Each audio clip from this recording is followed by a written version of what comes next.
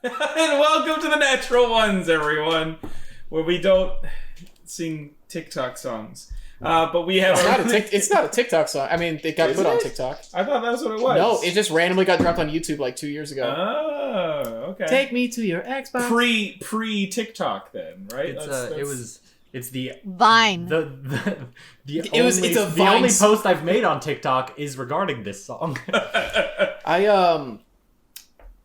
I started a TikTok account and I looked at it once and I don't ever want to go on TikTok again.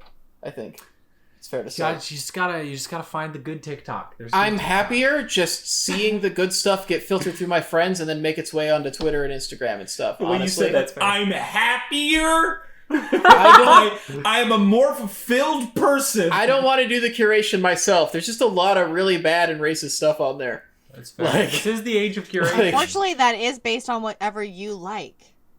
That's how the algorithm works. I literally had never used it before. Drag him. I literally had never used it before. The first stuff I looked at was just like...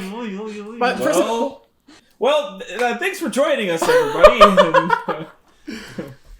We have a very... This episode today, I feel like, is going to be fun chaotic, because I don't know what you guys are going to do, and I had to plan for, a couple of things. I know one thing that you guys could do, and probably still will, but, who knows, maybe you guys just jump out the window or something. So... Does he know about us killing the mouse? Has there been a bad chaotic episode? Wolf Dragon. We just gotta put gold coin and some wolf and the 3 wolves in the probability boxes. This is not gonna go the way you think. This is not gonna go the way you think. I don't see why. I got gold coin last time. You got gold coin because you got real lucky. That has not clicked to me yet. So You're lucky far, I go into the Expanse clothed anymore, y'all. I forgot about that. I really was hoping at one point Dracarys was like, "Oh, you've been filling the fuel tank. Do you get naked like I do?" Yeah. He's like, "It's the only way." Well, time to fuel up. Nameless just has a "told you so" look on her face. Undoing the 75 buttons of his immaculate waistcoat. Actually, I'm proud of him for... my head. I'm proud of him for deciding to, immaculately dress his human form when he's, usually a dragon. You know? If you look that good as a dragon, you gotta put some effort into your human form. It's not that he feels shame, it's just that he's like, oh, the human body is so ugly. Yeah. I must compensate with excellent threads. Well, no, the human body has no accentuating, it has no, cool There's no horns! It's under-designed. There? It's under-designed. He could, in that case, he could literally turn into any other race other than just a human. He could just be an elf if he wants to be. Was that? Bipedal creatures just don't have anything fun. Yep. But there's Dragonborn. Yeah, that seems like a cop-out. Alright. Has there been a bad chaotic episode? What's bad chaotic? I thought chaotic was always fun. Not bad for me. Good for me is what I'm trying to say. It's a good chaotic one where you're not having to completely wing it. No, yeah, exactly. I'm fairly Challenge certain accepted. I've caught all of the things. Challenge accepted. All right. I just learned that these. I do imagine. I imagine that because I was given basically immediate pertinent information, and then later more broad pertinent information, that once we get Dracarys up, Liam just his eyes flash white and he collapses for 5 minutes and then wakes up and is just what the fuck? I was gonna say that moment in time that the light flashed and time stopped. Mm-hmm. It seemed to drag on forever. There was this feeling of being outside of time for an extended period, to where your mind has now collected this information and stored it in a way that is subconscious memory. You're not having to think about it very hard to remember it, is all I mean. It's the imperceptible breaths of the mind. Right. We are. So did we all just? Did everyone go to tuck Dracarius into his bed all nice and neat after our No, thing? Kalenth had just picked him up and started to move him somewhere. Okay, that was so where we're gonna go tuck him into a bed. I remember someone said there's a bed. There's a lot of beds now, right? Yeah. Well, there's less rooms, but they're like better rooms. They're bigger rooms. So there's like room for him, for sure. I'm pretty sure he intended to be staying in the house for a while. Maybe. But there is a bed for him. Yes, you guys can tuck him in. Okay. He's he has a very pallid and weakened look to his entire body. He's it's he's like ghost white, kind of like sweating, and his lips are are extremely red, and there is some sort of blackened, purplish stuff, kind of when he was coughing up his blood and stuff like that. It's kind of already blackened, and as he sits in the bed, Kalenth just kind of says, "I'm gonna have to watch over him for a little while. Make sure things are stable." Yeah, that seems fine. That seems good.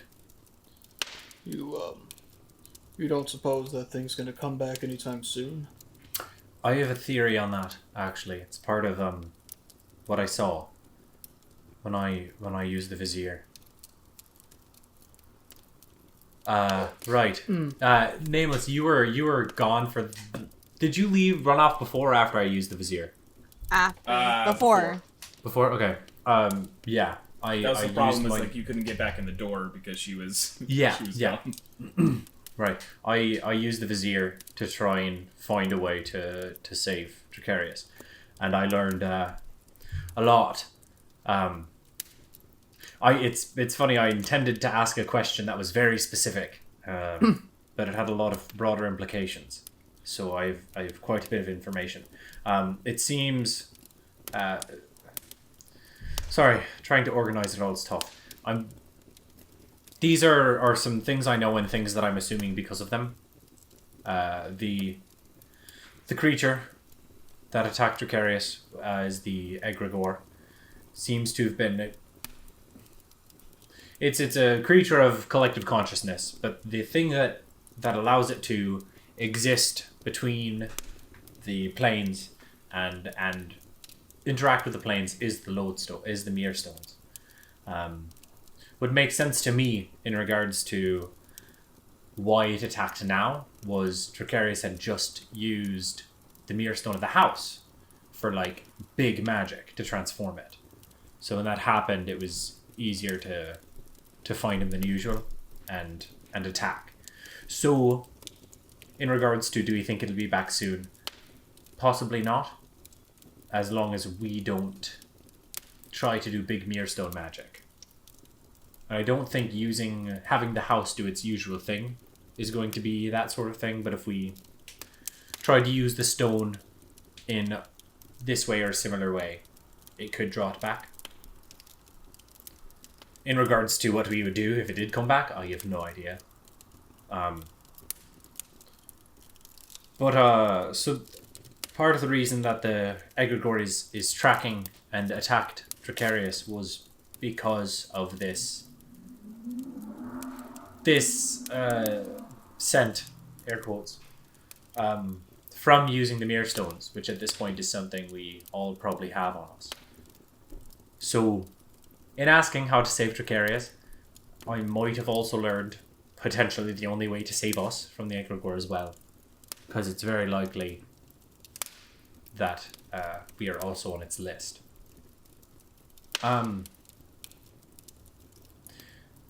So I have two basic plans. The Vizier gave me two ideas on things that could be done to stop the Egregor. And for one of them to make sense, you need to know that the Mirror Stones themselves, they are Mistra. each of the Mere Stones, the reason it has this purpose and personality to it, they are each parts of Mistra that have been separated into these stones that are that helps to create this balance of magic that we've been living with all our lives. So one of the issues here is as long as the Mere Stones are the way they are, the Egregor will exist and will potentially hunt us. The former plan of just get them back to where they're supposed to be won't stop the Egregor. Right now, the Egregor is being controlled by the Queen, and she is using the Mere Stone of Chiromancy to do it. But even without that, the Egregor is there.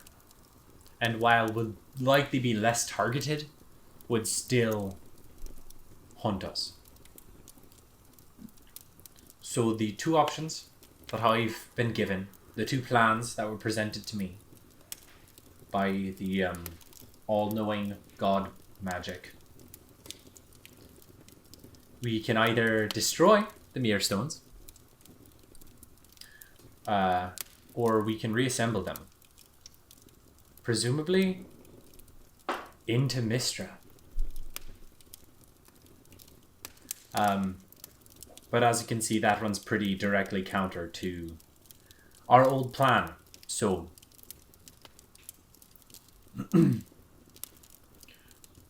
that's a thing. Another important thing to note is in regards to all of this Lodestone God stuff, we're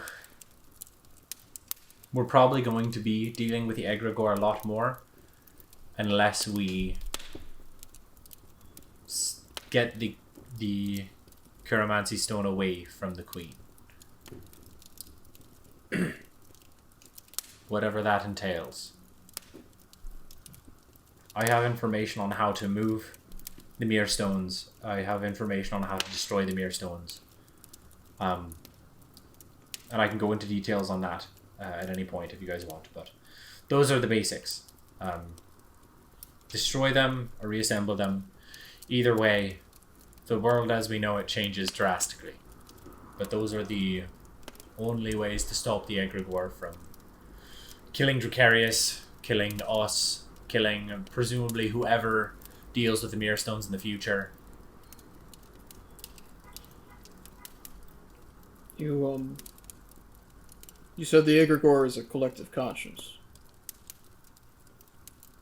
From my understanding, yeah. It was a creature created by the collective consciousness of everyone and brought into being by the Mere Stones?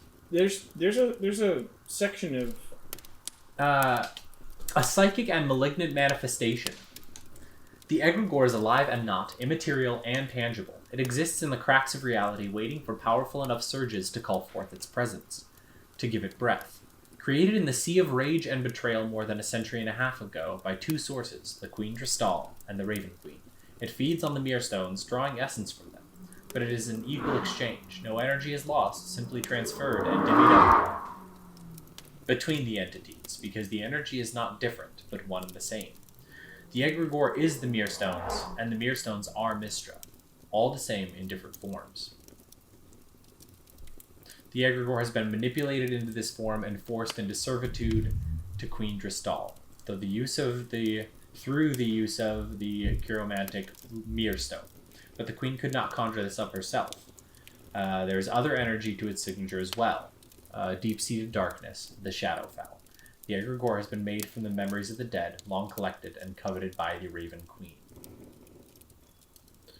In regards to actively combating it, the only weakness that I've been made aware of is it cannot and has no desire to touch spirits or the dead, or those graced by similar energy readings. So, when we say it was made by a collective conscience, it means it was made by the collective conscience of Dristal and the Raven Queen. It was shaped by them. but it's a creature of The memories of the dead, essentially. yeah. But it doesn't have to have the form or the purpose that it has. It only has that because of the queens. Yes. And you can have some sort of control over it using the Chiromantic Stone. I don't know. It's tough. Like what you would know, Liam, is that its purpose is immutable. The purpose will always be to hunt the Mirror Stone energy, but through the Chiromantic Lodestone, you could the Mirror Stone, like you could have the degree of control. And that Mirror Stone in particular is the one that created it, so it also has that. When it talks about like energy readings, that's what it's talking about. Is like if you were to be in possession of that, it would have less of a reason to hunt you. Also, I know a bit more about all the Lodestones now. I know what part of Mistra they represent. I know their set to purpose. I know their original purpose, and I know their current purpose, which could be useful in either destroying or moving them.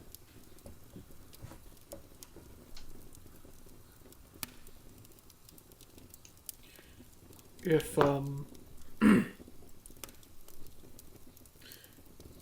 is there a way for... If the consciousness that makes up the Egregor was gone, would it cease to exist? It's the memories of the dead. I don't know if there's a way to remove that energy from wherever they're drawing it from. It's not like if it was made out of if it was a creature of the consciousness of the living, maybe simply by changing people's outlook, we could change the way the creature is shaped. But it's the memories of it's people who've already passed. More people have died than are currently living. It'd be a lot of energy to draw on.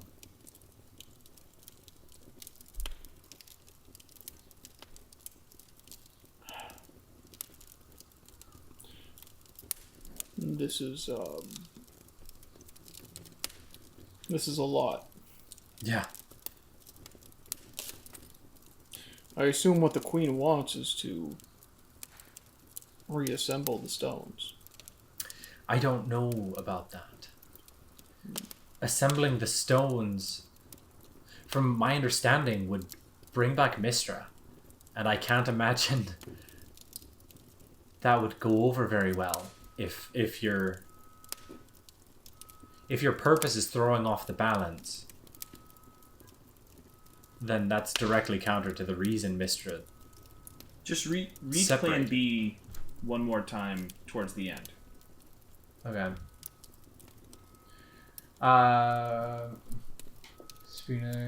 Once they have been assembled, the dominion over the world and the material plane is at your fingertips. Oh, yikes. Okay.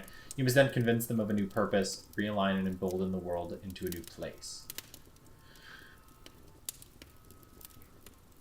Okay. So yeah, no. If she was the one to reassemble the stones, she would basically be able to basically do what Mistra did, but in whatever way she wanted. She would be able to reshape the world into what she thought worked best for her, as opposed to an idea of what works best for everyone. Well, I think... I remember Nameless saying something about the Raven Queen grieving for Mistra.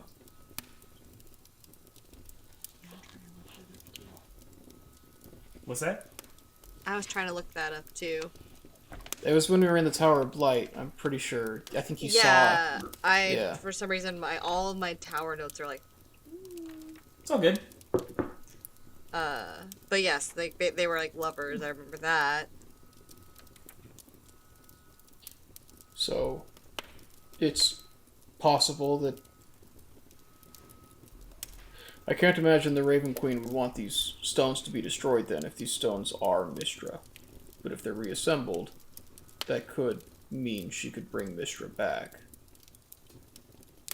I would assume. Or at least some semblance of her. Yeah, but I'm not sure why Dristal would be interested in that plan. Dristal could be being manipulated the way we were by the Raven Queen. Could be. I mean, all you would need to do is tell her what's possible without telling her what you intend to use the magic for. If the Raven Queen wants to bring back Mystra, she doesn't have to tell the Queen that. She just has to tell her you'll be able to shape the world how you want. The Raven Queen is also the patron of Bovasia. They're very closely connected, so it is possible that Dristal actually does share that goal. I don't know to what end. I don't know what she would want to change about the world. Either way, if I had to put my money on it, that's what they're trying to do. They're not trying to destroy the stones, but if these stones are being moved... But to reassemble them, would they have to be in the same place? They do. I do know how to move them. But if we want to assemble them, we have to get them to Mount Coriandi. Is that the original?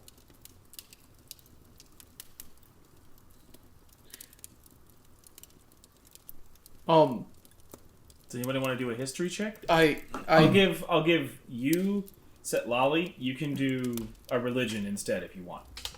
Okay. But anybody can try to do a history check. I'm pretty sure I know what this is. Who is proficient in the history skill, I'll say. Yeah.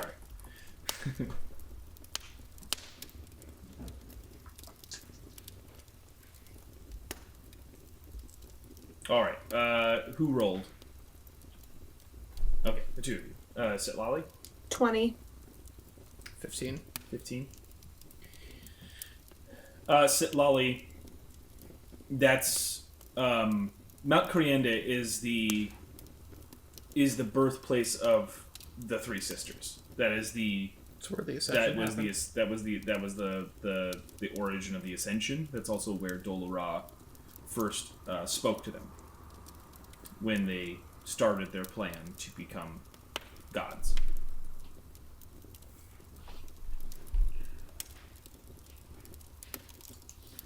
Okay. Well, it makes sense that we have to go there. How would you move all the stones there? They can move themselves along the ley lines. You just need to convince them that it is... You need to convince them that their set purpose... You need to appeal to their set purpose and get them to move themselves, basically. And all the ley lines join at the mountain. I would assume so. We know there's a ley line there, if that's where the Chiromancy Stone is supposedly supposed to go, based on your information. Yes. So, we know they can get there. And it would make sense that that is where the ley lines connect. We would just need to convince them. If we're the ones to do it, then we get to decide how the world changes. Yes. I love making decisions that affect the entire world without their input. It's worked great for us in the past. And I love doing it very much. Wait, this explains the wars. Setlali? Are we? We're still in the room with Kalenth, right? Like, we didn't say that leave? again? We're still in the room with Kalenth and Dracarius. We didn't actually leave. I didn't get told you wanted to leave, so yeah, I would assume you guys were still in the same room. Cool. So I'm gonna turn to Kalenth.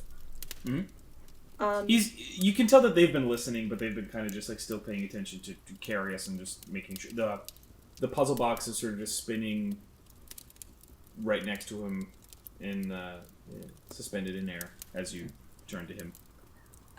Well, you wanted to move the mere stones to begin with, or at least you wanted help. Yeah, Yes, I didn't want to move them in terms of some grand scheme. It was a moment of passion and you're looking at they point to Jacarius on the bed. They're looking at the person who made me aware of their existence. What would you do in this case?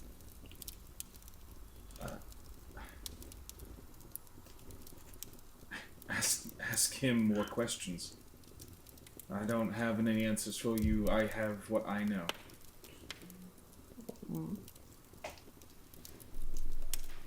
What I would do is the only truth remains is that Dristal, she wanted a lot of things in the past. Used me to try to get them, and I decided to fight against it. That is why Grania exists. Go ahead, Nameless. Sorry, that just was... I'm not really good at the religion thing. And maybe I've missed this in the past. Why is it so bad if Mistra becomes reassembled? I think on that side of the plan, that idea... So, from what I understand, it doesn't necessarily inherently bring back Mistra. I think that's a potential outcome that could happen, if that's the will of the person who assembled it. I think the danger is that ability to shape the entirety of existence on the material plane is something that could very easily be abused. If this queen, who has seemingly worked in the past against the good of many for her own benefit, had that ability, it wouldn't go well for everyone. And if we did it, we could potentially make a better decision, but I don't know what that is. And as I hinted at with sarcasm earlier, the idea of making earth-shaping decisions, that doesn't appeal to me greatly. I'm pretty sure we definitely don't want them to decide what ends up happening to the material plane, because I'm pretty sure the reason all these wars are starting is as a way to make the stones move back. If the stones, I'm assuming they were originally put into place to keep this plane safe and stable. Right? That was the entire point, was to try and make this like a safe place. Things were chaotic before. If the world gets destabilized, if all of it is consumed in war, if the stones can be convinced that it needs to be remade, it could get them to go back. So far, they've been trying to start a war on every continent, and we know Arwen is connected. It seems Arwen is connected to Dristal, which means that Dristal is connected to every one of these wars that they've been trying to start. If Grania and Bovasia go back to war, that might be enough. I don't know that it would be. I think it might be a start. I think some of it might be to get access to the stones.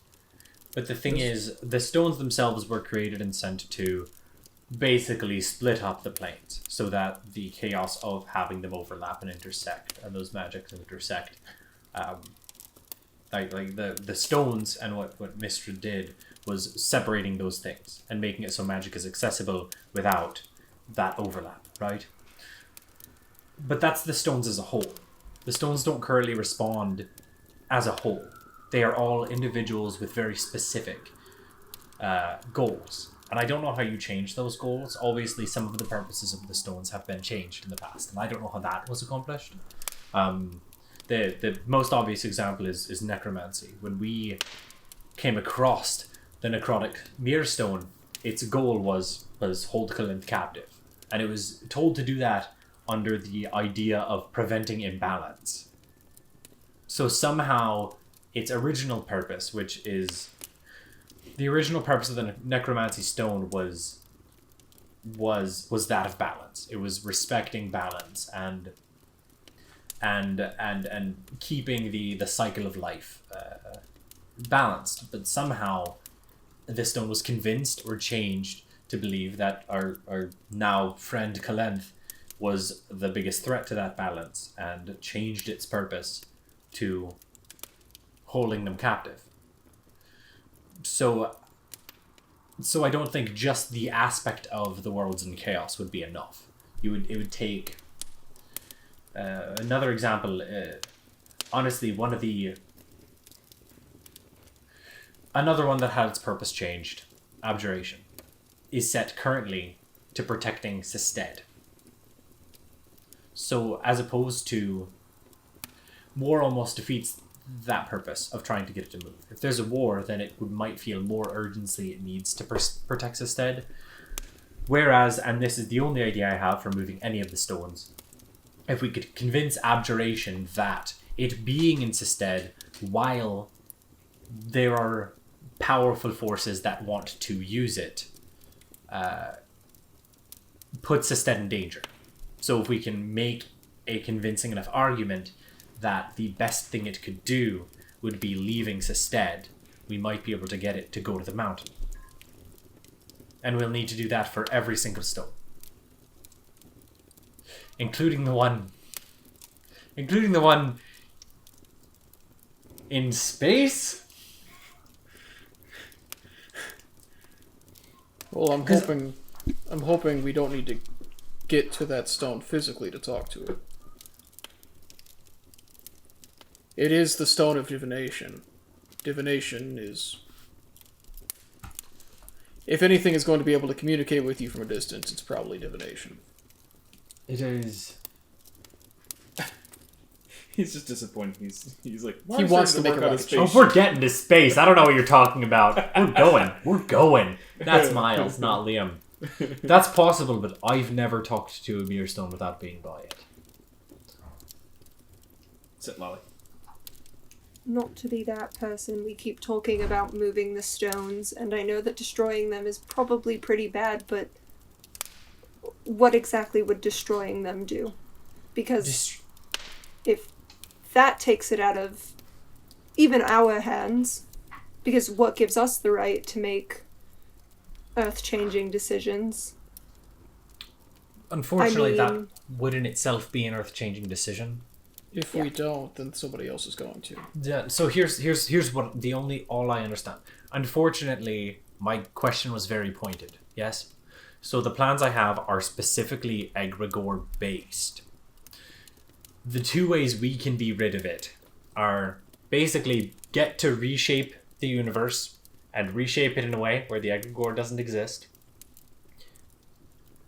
The Egregor exists between planes, in the cracks between the planes that keep us separate. Destroying the lodestones destroys that separation. The planes will start to bleed together, and when those cracks disappear, the Egregor will suffocate. So it puts us back, and I'm not proficient in history. I don't know what the past looked like before all this god bullshit, but it would put us back to the chaos of the planes intermingling, which, while on that side we don't get to point and pick how the world changes, it does still change. Basically making that decision is picking in advance, saying, okay, that option's good enough, as opposed to the option where we get to make another choice, which I'm not saying is a better or worse one. That's just the difference. Either way, everything changes, and either way, we're the ones making that choice. If the planes collapse, things like that double invasion are going to be much easier, if not a constant. Right. I suppose. I don't know enough about the other planes. I mean, it seems to me like the world's already broken up into power. People with power use it to make the people without work for them. And if you start introducing, like, magic is a part of that imbalance of power, right? People with magic have power over people that don't, and laws prevent them from not. But if you have even more powerful things like devils, things like whatever's in the other planes, the Illithids, are they from another plane? Like, just coming in easily, yes. At that point, we could end up with 10,000 year war between devils and Illithids, and we are cannon fodder until we're all dead, and then they just fight on our corpses. And none of that might happen, but which means that we've got an overactive imagination and anxiety, so. Which means that the two options we have, well, the three options we have. One, we destroy the stones, we have the planes collapse, and we roll the dice on what that ends up meaning for everybody we know that lives here. Two, we try to get the stones back to their original place, and for as long as we're alive, try to make sure that they don't get destroyed or reassembled, to try and keep things the way that they are, as the Egregor keeps existing and potentially hunting us. Or three... Definitely hunting us. Or three, we assemble the stones. We make sure that we're the ones that do it, and we decide what things look like. And that's the tricky part there. The second part of that. I mean, the third part's significantly trickier, but I have no concept of how to deal with that problem. The issue is if we start working towards reassembling these stones, and the queens, the pair of queens, they realize what we're doing. We could get all the stones back but one. Then they bring the last one and try and for all we know, we would be doing what they're trying to do, and any work we put towards it could also be helping them, assuming you can't get there first. I don't know what the process of assembling them looks like. Even if Dristal is removed, it's very likely the Raven Queen can enlist other people. And that's the issue with option 2, leaving things as they are. Even if we kill Dristal, put all the stones back, and spend the rest of our lives while we're being hunted making sure they're safe, once we are all dead, the Raven Queen finds someone else, convinces them to help. I have a question. Again. You just said that they could just do all the work, or we could do all the work, and then they take the last one, right? Maybe. Don't we have the last one? Like, we physically have it in our person? So why don't we let them do the work? And then we do that. And go bam. My fear is Kalenth turns around and looks to you, Nameless, and says, well, then it's not a bad plan. Truthfully. Sit and wait. But the two things facing you, currently, one, she knows you exist, and she knows what you have. And she knows that you stand against her. To think that she would leave you to last is where your plan falters. It's not bad, I just mean to say it's the weak point of it. And two, they have no compunction about saving lives while they take these things. So you will be condemning many people to die if you want to sit and wait. Those are the only points I would make out. I stand next to you, ready to do whatever. I just mean to say, consider that as part of your plan. I understand that. I just was curious if that was an option. But also, I thought we were going to kill her, maybe, I thought. Yeah, that's why I think it's better for us to go after her than to wait for her to come after us. Another point, so that plan might be at least part of what their plan is currently. Like, at this point, they are literally in, like, a mirror image of our situation. Like, they don't know we know what we do. But they know we are trying to do something with the mirror stones. They might think we're trying to put them back, but they also physically have a mirror stone with them, and could potentially, if we just went around mirror stone hunting without, going to kill the queen, which we all think is a great idea. So thumbs up to killing Dristal.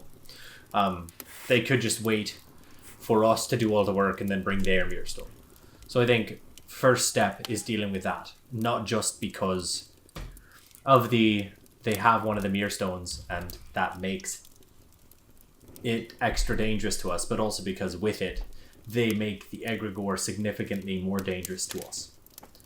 It'll still be hunting us, but if they don't have direct control over it, it'll be less pointed.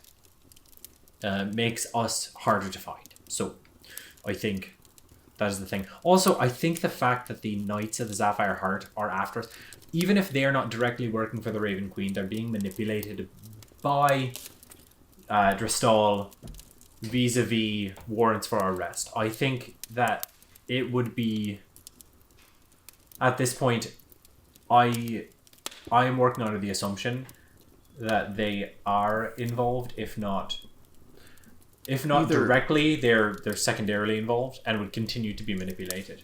All that information about us was absolutely given to them by either Dristal or Arwen.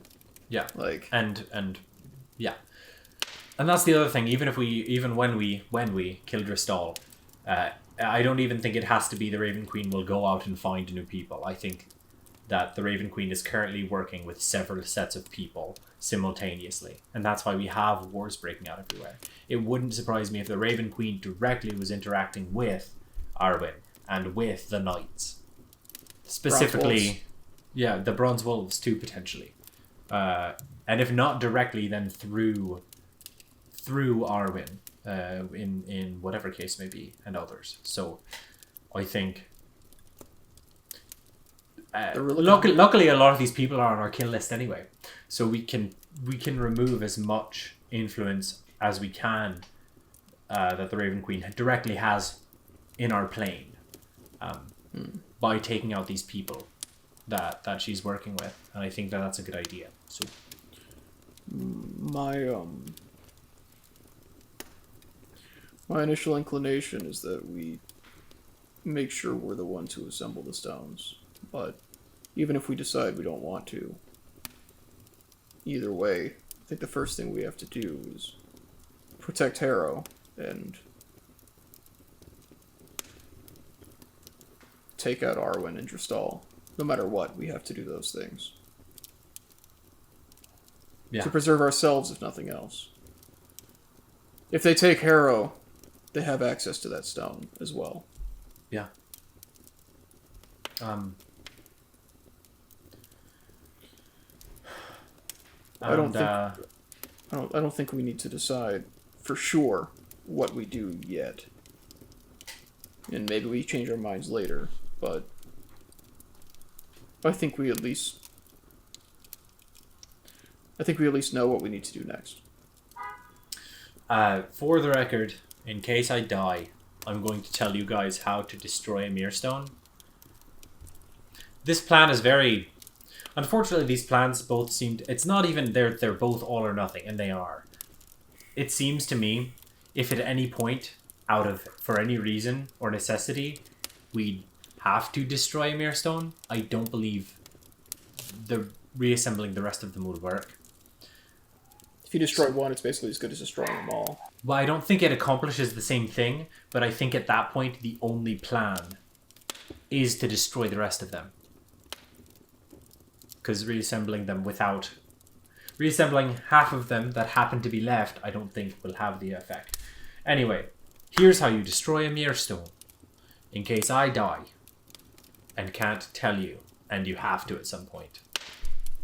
I'm going to read it straight up, y'all. To destroy a Mirror Stone, you must challenge its worldview, its purpose. You must evoke it to protect its current purpose, thereby causing energy to surge. During this surge of energy, the Mirror Stone is at its weakest. It's vulnerable to magic that is diametrically opposed to it.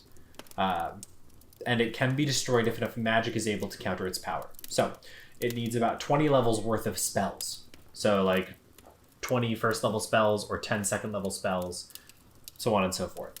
It causes a massive feedback loop of magic that will cause the Mirror Stone to collapse on itself, but it runs the risk of wreaking havoc on the immediate area along with it. Also, doing this deteriorates the gaps between planes, suffocating the Egregor, and also, presumably, ending what Mystra did. I believe, so basically we need to convince the Mirror Stone to use its magic to its purpose, and put magic into it that is of the opposite school of magic. Which I had a list of at some point, but I believe it's stuff like enchantment, illusion. Yeah. It's illusion and divination, enchantment and Illusion, transmutation, divination, right. conjuration and necromancy, and abjuration and evocation, chromancy and chronomancy. Okay. Those. Yeah. Which I don't have the spell slots for. It would take a lot of us. Yeah. Or the use of lodestones. But it wouldn't be an easy thing to do. I don't think convincing them to move will be easy either. But destroying them, not easy. That's how you do it. It also sounds like destroying one might destroy anybody nearby. Yeah, including honestly, ourselves. hearing about the effect of it, it reminds me of stuff like the Hills of Madness. But obviously that stone is currently not dead. But I think it would... I think it would make sense to, like, even if it was just a physical effect on the area around it, it would probably not be simply a temporary one. I think what happens in the Hills of... I think the Hills of Madness aren't... I think what's happening there is what the stone has been told is its purpose. Enact introspection was its original purpose. Its current purpose is seed doubt and dissension. I would love to know who changed the purpose of this stone. This is all... It's really good that we know all this. Thank you for the dump.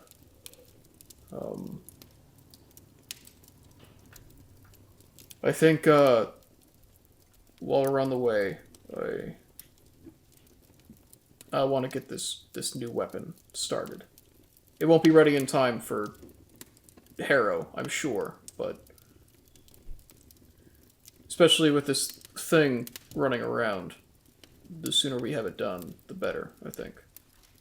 Out of character, are you okay not taking a rest during this bit? If we go do this, I'm fine. I'm missing 3 spell slots, 1 in each level. I'll be okay. If we have 9 hours left, I think we'd still have time to. I mean, if we start forging it right away, we might be doing that till we get there. Or are we making it? I thought we were just taking it to Hellpike. He needs to use my hammers. I use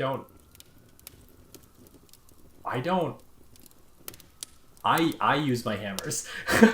I use them. I don't loan out my hammer. There's a reason they magically return to me. I'm very protective. Well, do we start the pike? Do we start the Hellpike after Harrow then? I'm down to go. I'm okay on spell slots. My health's fine. I'm missing 3. It's fine.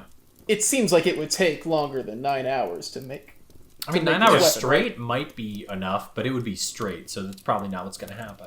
Yeah. You guys would take exhaustion because you'd be pushing it. Yeah, we're not going to take away your hammers before we fight to save your hometown again. No one's taking away my hammers ever. If he's using them, I'm there. That's what I'm saying. Okay. All right. Well, you figure 2 things, Liam. You don't know. It's not that you don't know how to make a pike. It's that you don't know this metal, and you don't know what the process he's trying to do. So, like, you can't even start it. maybe he won't need the hammers yet if he's got to like prep the metal or something.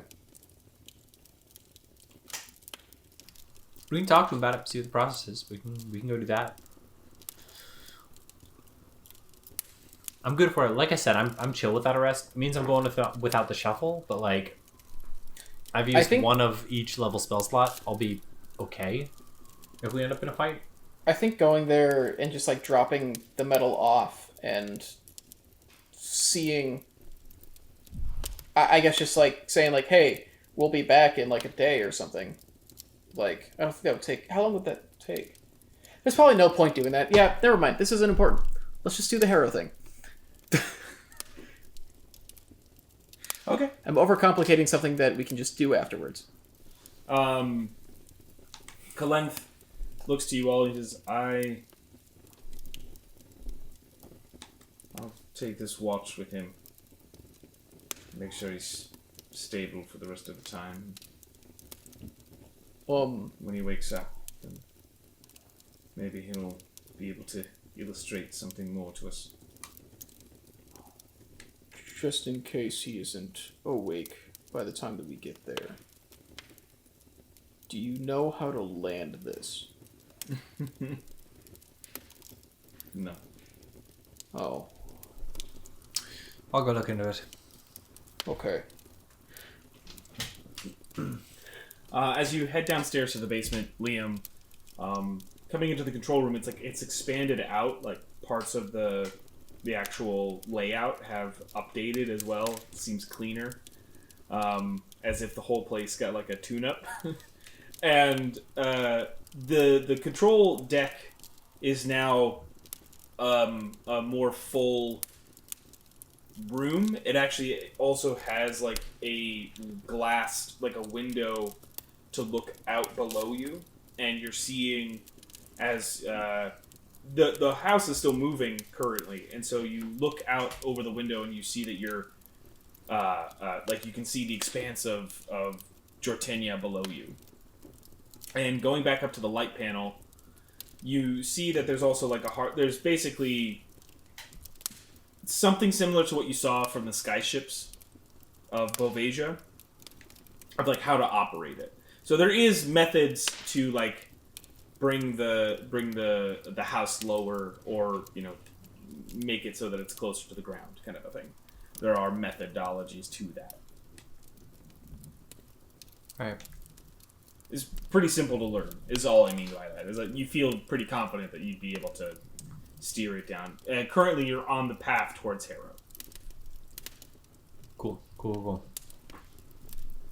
Again, about 9 hours before you actually get there.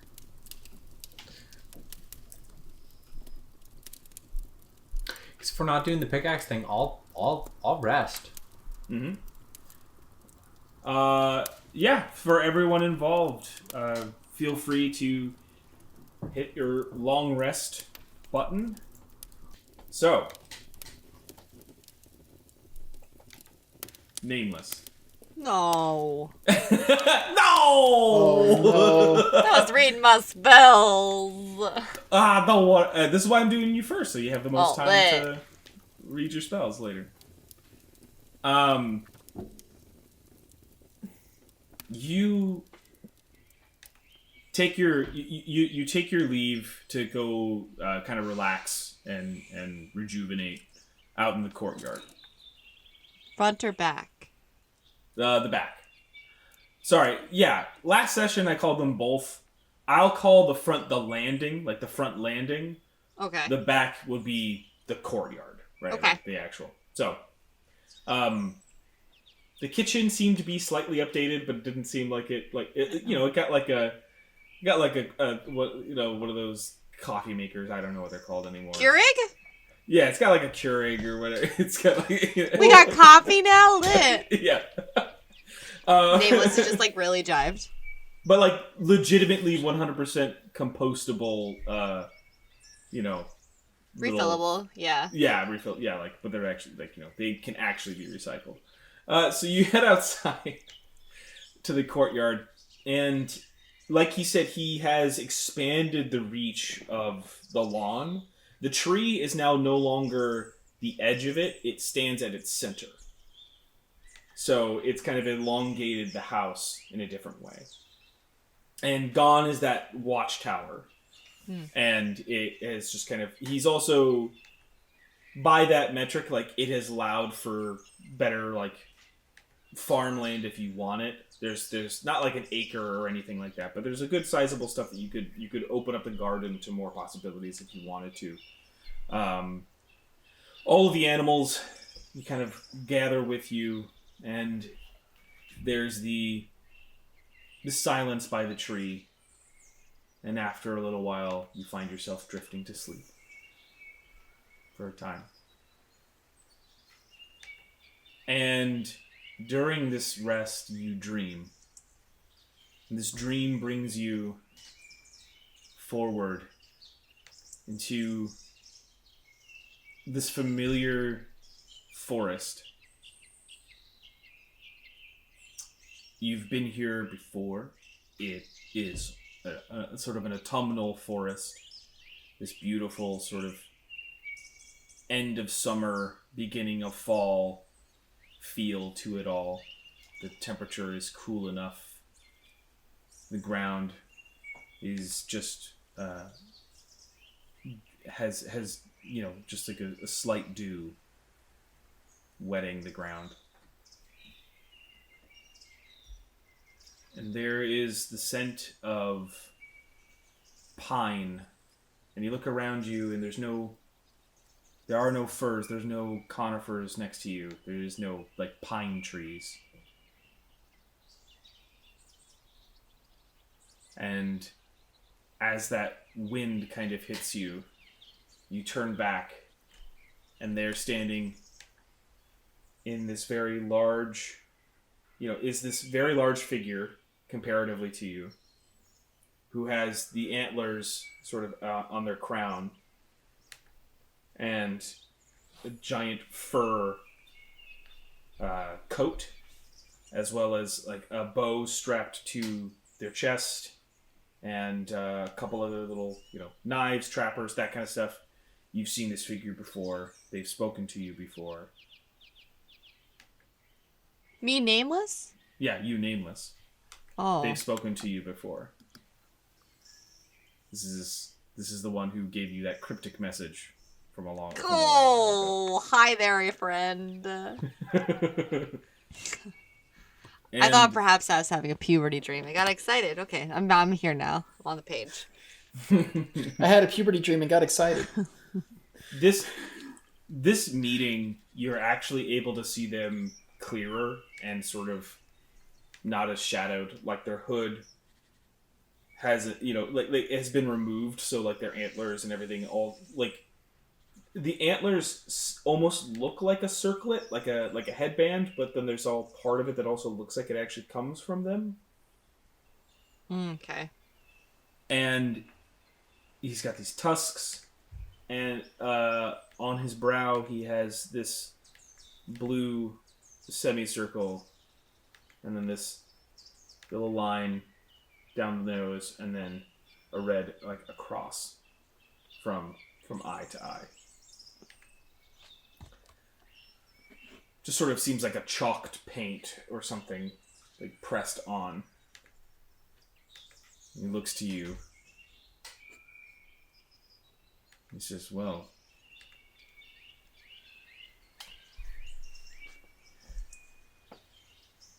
you finally take steps towards destiny. I was sort of forced, but yes. Hence, destiny.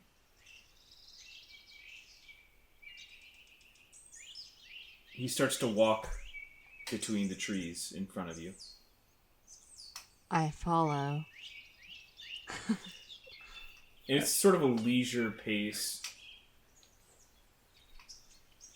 And he kind of like, there's moments where he starts to drift between the trees, and as you're following him, every time you guys pass a tree, it like changes season in the hallways that you're walking down, like the hallway of trees, right?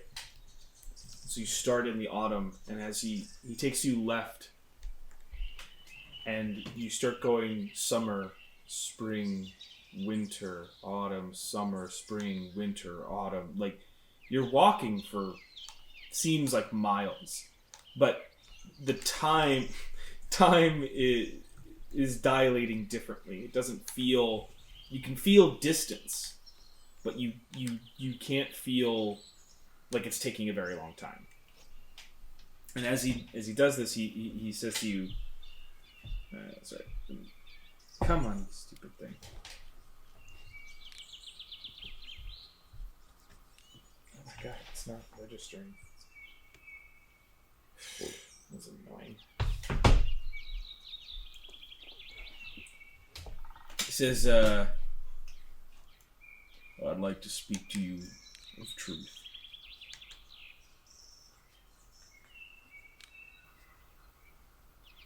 Okay.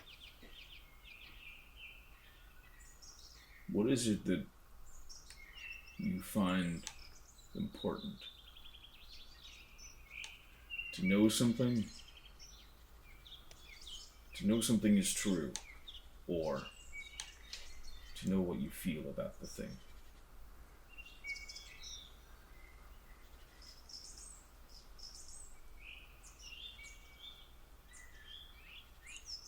I want to say the first part, but I think I behave more second. Doesn't matter what your behavior is. Do you like the fact or do you like the truth?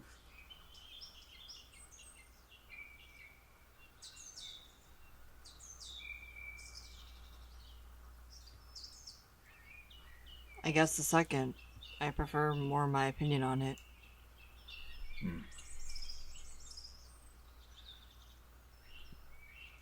You see?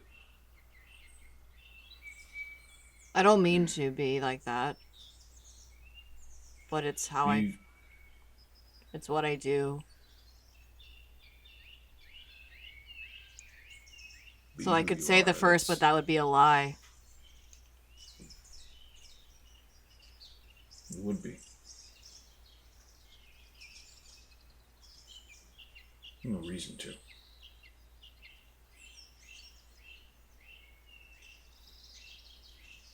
Then allow me to speak my truth. I don't feel a lot of things very often.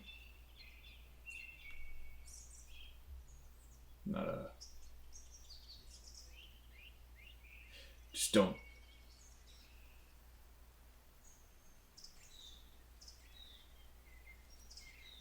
There was one in a long time who saw through something. Saw through me. It's an interesting position to be placed in. There's a God.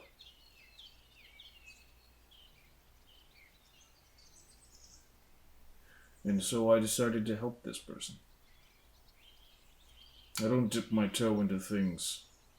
No reason for it. You guys all figure out your own stuff anyway. Should be left to your own devices. At least that's what... Well, my sister says that. And that's good enough for me. All I've ever wanted to do is this. Hunt. And exist. And pay respects to the hunted.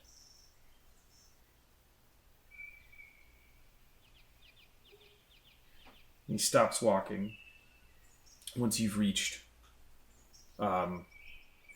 basically like one of the it's been about, by your estimation, it's been about 14 years, like winter, so like going through the seasons. Ooh. Okay. And you're back in spring. And he stops. He says,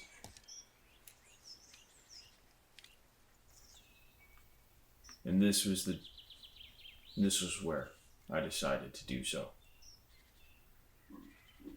Looking around at the trees around him, you get this feeling of familiarity. And it feels like home. And there's the smell of home. And there's the smell of your mother. And he says, I thought dreams. I could help her through dreams.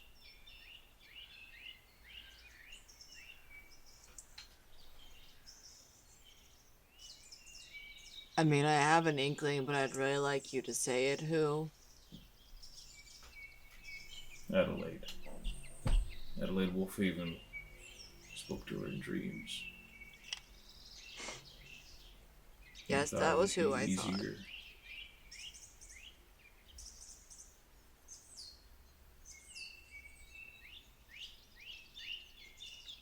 Why did you think that was easier? Made her life hell.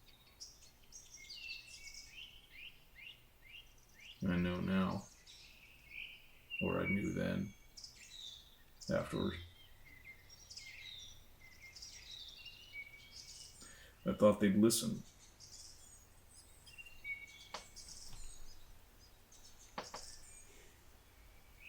He didn't. He sort of like gets to his knees, and even at his knees, he's sort of eye level with you. He's just,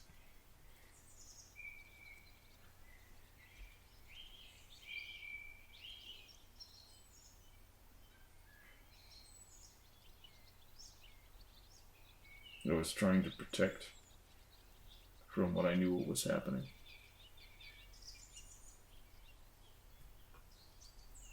This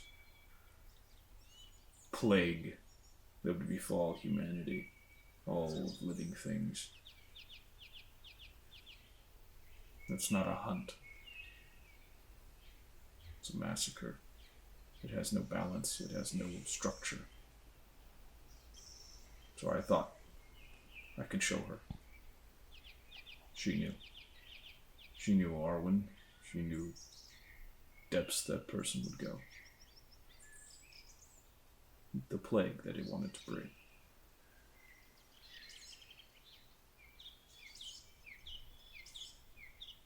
And I pushed too hard.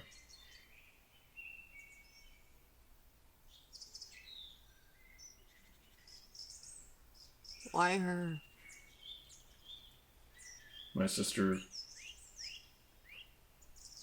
kind of read me the riot act after that.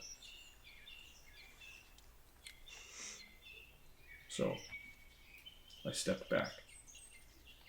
At least that's what I told her. You've always had something since that moment. You can call it revenge. You can call it justice. I want you to understand that it's destiny. This confrontation can only happen through you. It can only happen because of you.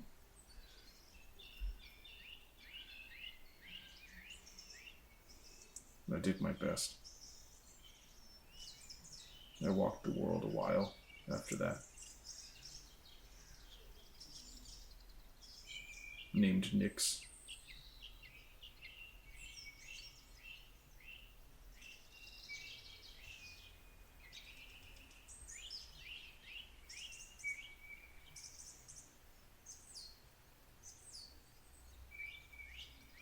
Trying to fix mistakes.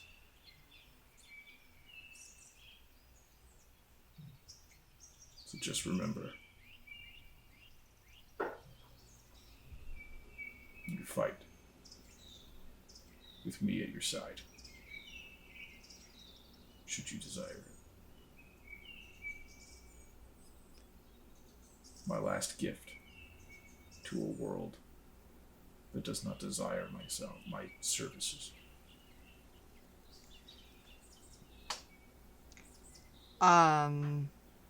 I'm going... I know it's probably really disrespectful, but I'm going to hug him, them. Him. Okay. And he I don't think that we don't desire.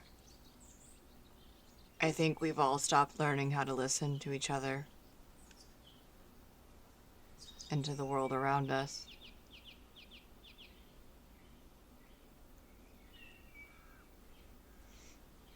And I'm gonna let go. I don't really like hugging either. That's fine. You just seemed like you needed one.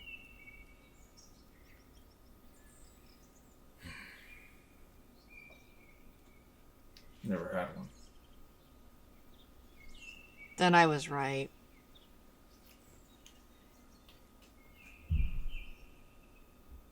He gets up.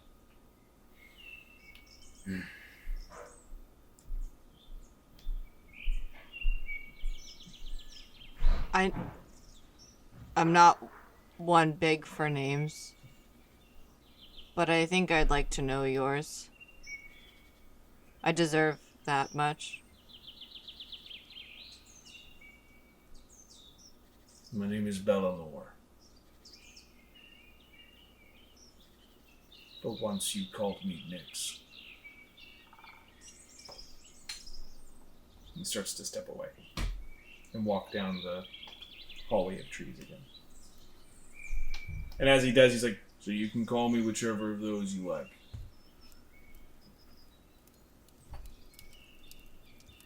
That's really cute.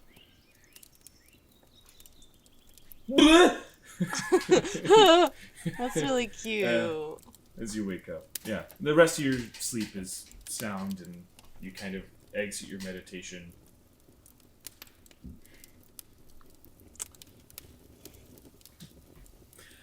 That's so cute. I'm gonna cry. That's really cute. Sorry. Good. Good. I was really excited to do That that was for really you. cute. Yeah. That's been since you did your character story that was there. Just like the Panther bit. Just like all of it. It was like That's what I thought when you said it originally, and I was like, that can't be. That's not right. And then you're like, I was like, ow! Sorry, microphone. not us. Microphone. Well, whoever has to listen to it Sorry to afterwards. inanimate object, not people. Actually, no. So Rachel just got a bunch of squishmallows last night, and I saw Henry the turtle, and there was another one in a package, and I was like, okay, well, I took the one out of the package out, and then I started feeling bad about the one that I picked up, and then I was like, oh, well, this one still deserves to get loved too, because like I don't want the one on the pack. Okay, well, I'll just take the one that I already picked up. All of them. Yeah, You gotta hold them all. That's the nice thing is they're so squishy. You can squish them all. It's not really that part. special. He's just a cute turtle. His name's Henry. That's pretty great. You gotta drop him from like 20 feet up and film it in slow motion. It's TikTok challenge. I don't actually like. They're not that squishy. I don't think they work. I'll send no, you it a works. video. It works. There's a whole entire montage. Gross. Honestly, the way that was phrased, I don't like it. Set Lolly, you are kind of in a peaceful sort of, as you're kind of doing exit exercises, sort of a nightly ritual of just kind of like a wind down. There's this moment as you're kind of stretching out that you feel the presence, and they're copying your movements. This like energy presence, sort of mimicking all these things. And there's this moment where, as you're following through on a form,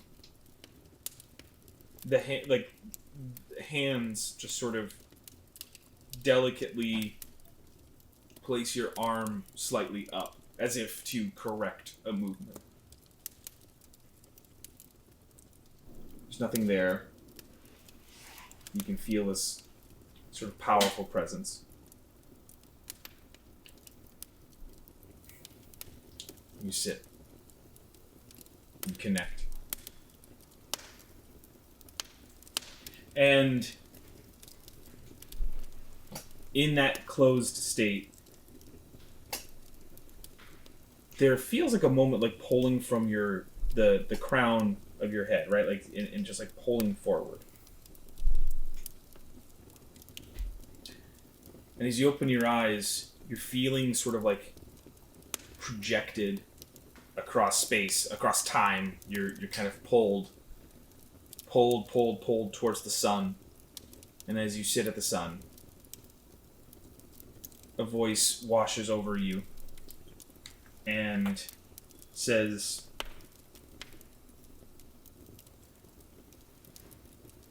I have shown you something before. Allow me to show you once more. The path before you is difficult.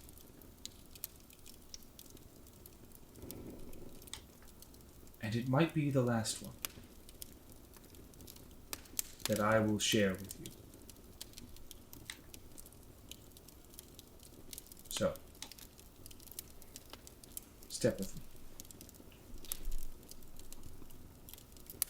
And it kind of leads you through this feeling of like this well, this like gravitational well, and as you pull out on the other side, you're seeing a landscape that is competing with itself.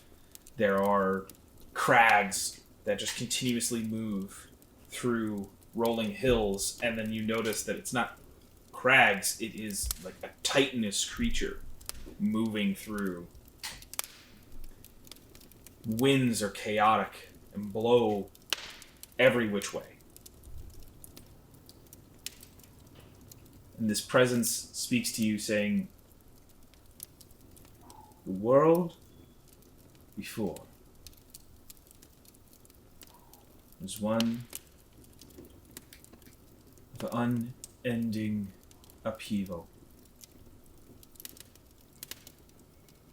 Myself and others like me stood above it simply through power.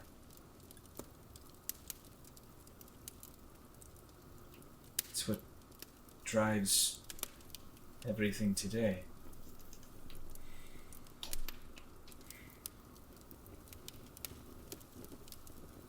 We fought, my friends and I, for something better. We got close. And through very specific people's actions, we saw it come true. And since it has been perverted,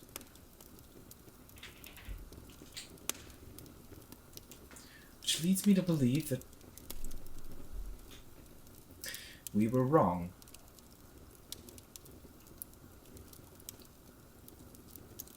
That we had too big a hand in deciding what came next. The three sisters definitely gave their all. But we overplayed. I overplayed.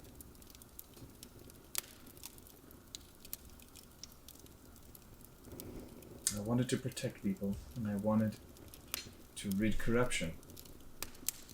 And I did what it took to get it.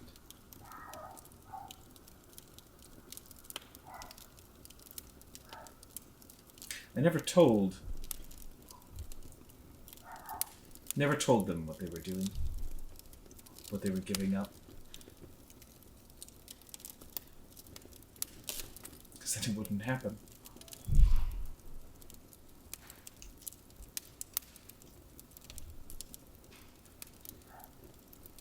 I want you to see this. And I want you to know,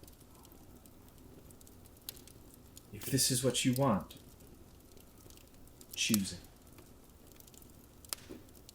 And if it isn't, I leave it to you.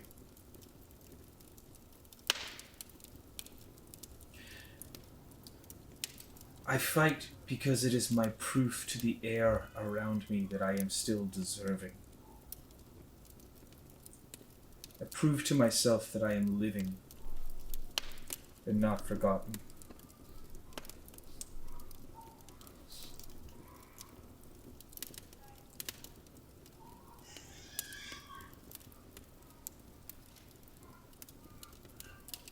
prove to yourself and not me. I am just a warrior. And you can be better.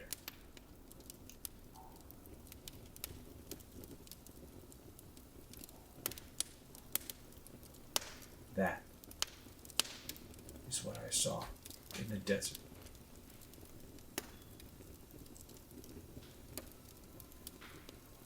Someone who could be better.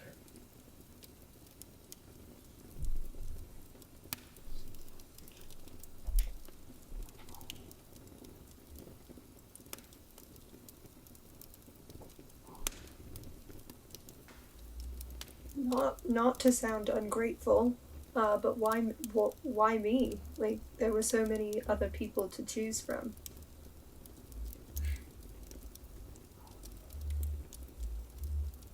I liked your face.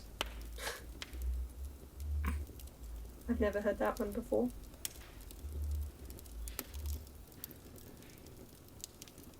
You ran.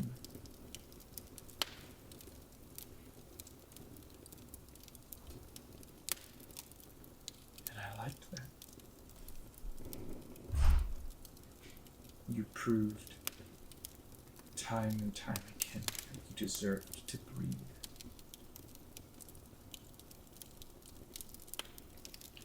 I guess I just saw myself in you. And I continue to see something better if you stop thinking that I am more than I am. I am only a warrior.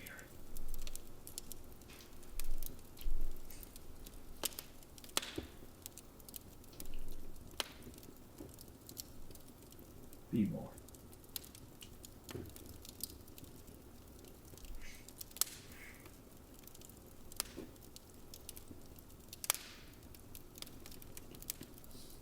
Then I will stay to see you through.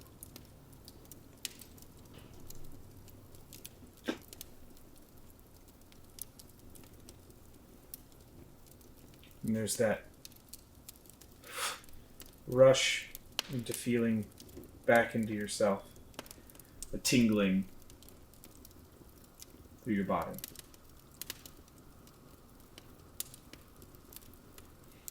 And with that, we'll go to break. Hello, everybody, and welcome back to the Natural Ones. We are back from break, and very excited to be so. We're going to jump right back in after you guys have kind of had your discussions, and Lolly and Nameless, you guys have, yeah, you done what you've done. Philip, as you're kind of getting prepared and getting your gear together, kind of trying to make sure that everything is readied, and there's that slight glow about what just happened. Regardless of the violence, there's that remembrance of being able to have made that amend with your father, at least even for now. And it's kind of rejuvenating. And you fall to sleep not short after. And as you do, as your eyes close and you finally drift, your eyes open back up to you're like under a tree canopy, and it extends far, far, far out from you. Like your eyes open and you follow it down, and it seems like this canopy stretches for miles, but you're not seeing any trees. And eventually you look around you, and you're at the base of a giant mound of trees, all warping into one gigantic tree. And it sort of hits you this realization of this is more than likely the multiplicitous tree. The center of the Feywild. The tree of creation, where all life starts.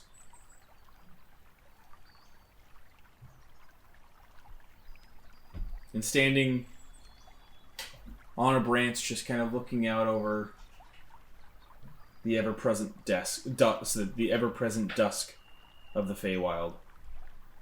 These nice little overalls and sort of dirt-covered hands. Stands ROI. She just kind of looks out.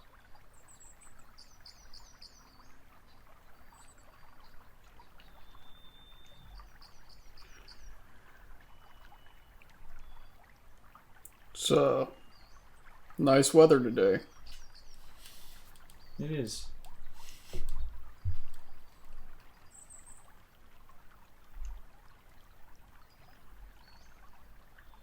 Are you are you worried about what's gonna happen? No, not worried. No. Interested? Yes.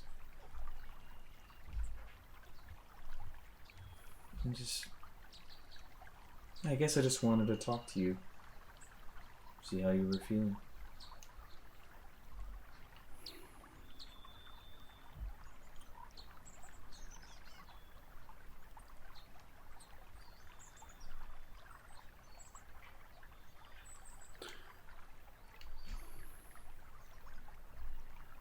I just know it's not easy.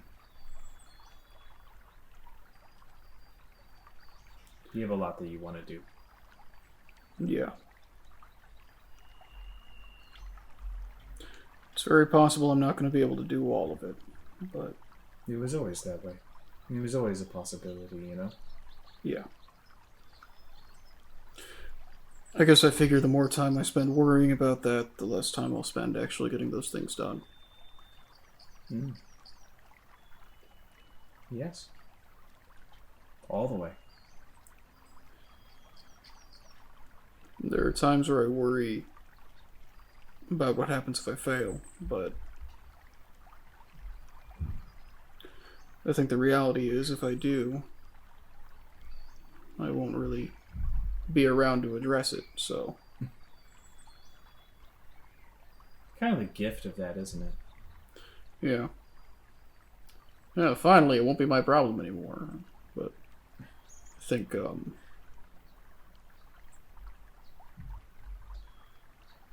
You seem to have good friends to help you do it, then. yeah.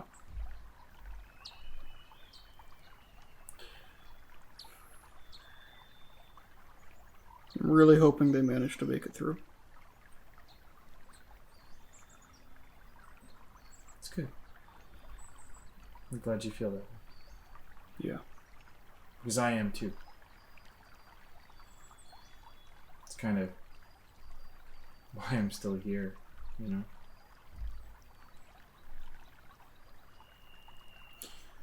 Just hoping that your friend pulls through.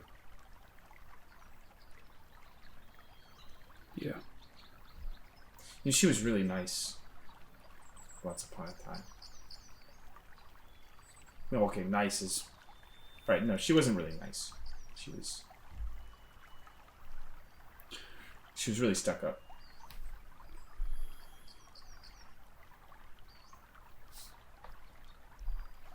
And that was kind of the fun part.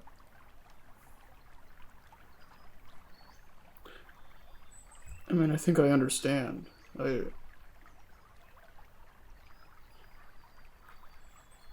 You know, we hear the stories, we hear about how it happened, and we talk about how noble a sacrifice it is, and we talk about all the great things it did for us, but we don't spend a lot of time talking about what it must be like for you all to have just kept living afterwards.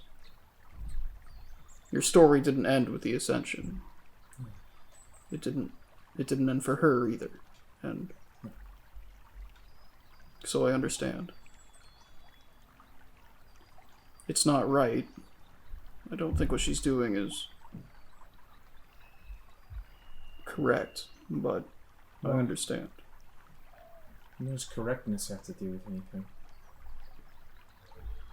My friend's in pain.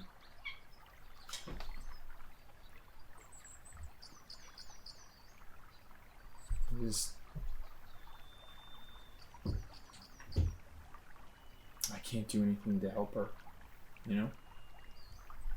That's what kind of keeps me here. And she kind of like taps the tree. She's like, I keep thinking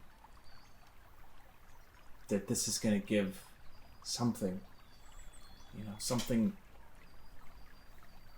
that I can use for her.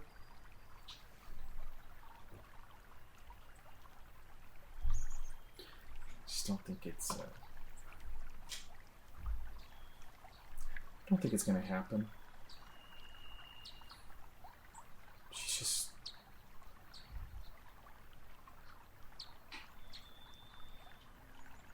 She can't remember who she is.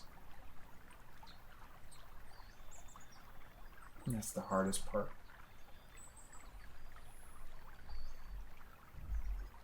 It's just seeing your friend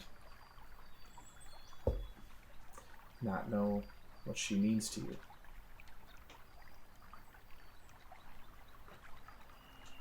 So I don't blame her. The only thing she ever held on to were those memories.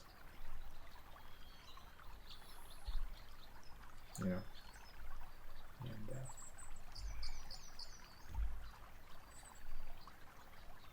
it's the only thing that makes her herself anymore.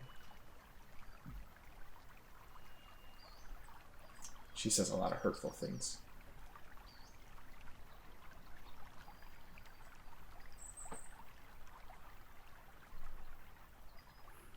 So just remember that. If you can. She's my friend. And I really love her.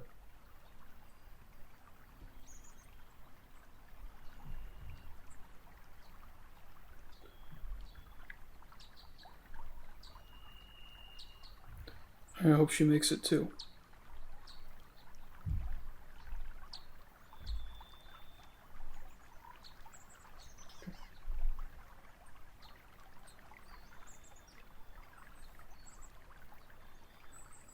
You want to sit for a while?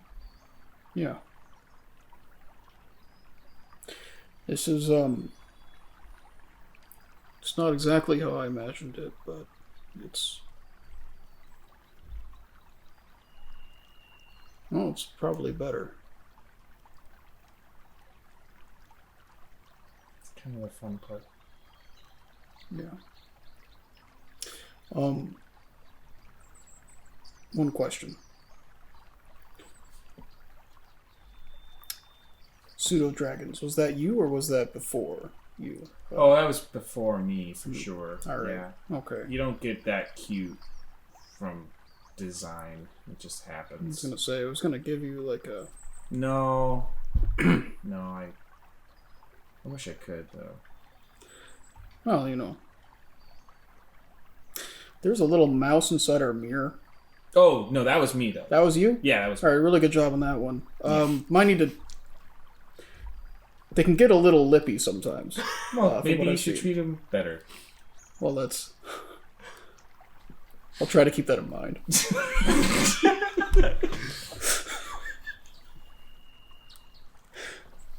She kind of gives you a little hug towards the end, and you drift back awake. Sort of a half-remembered dream, but all the emotion and all the satisfaction is there. Of like,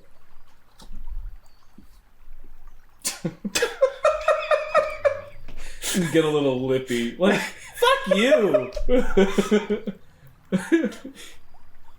He has like a whole personality. You know, I don't know if you really want that in a slave. You Jesus. don't tell somebody their poetry sucks to their face. If you write do, about you want them to get better. You write about it in a journal. Oh yeah, and you publish become a it. critic. Yeah. If I learned anything from Ratatouille, it's that you don't do that. Yeah. He goes there in person and he falls in love. Yeah. Maybe if Nameless was, doing her animal shelter, then the Mousling's like, this is poetry in motion. We get up there and the Mousling's just like pulling her hair. She builds a shelter. That's what I was imagining. That's what you were thinking of? Was like, oh. I was like, oh, put him in my hair. You just see Nameless start wearing chef hats everywhere. She doesn't cook. What? Liam, can you make a wisdom saving throw for me, please? What? It's the Sure. bubbles. Oh, he's getting a mean one. Bubbles. 17? 17. All right. There's this moment as you drift off, and all the thoughts swimming in your head, and things moving a mile a minute. Miles a minute. Is there's the familiar feeling of the ringing in your ears, that rhythmic hammering. And then a minute of that hammering goes by.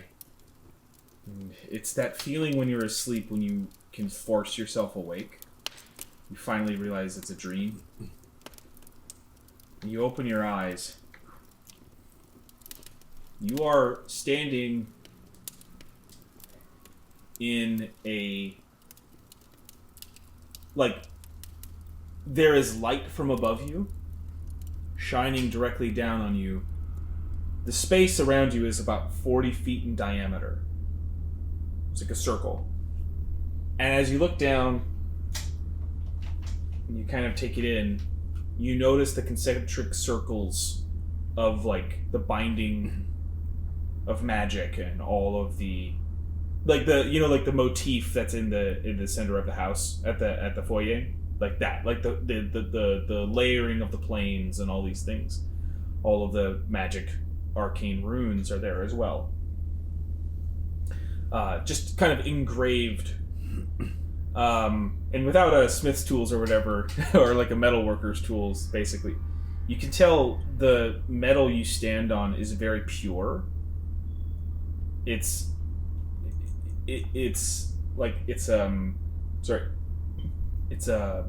platinum by your reckoning.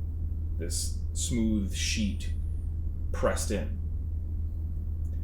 Beyond the light of your circumference, complete and utter darkness.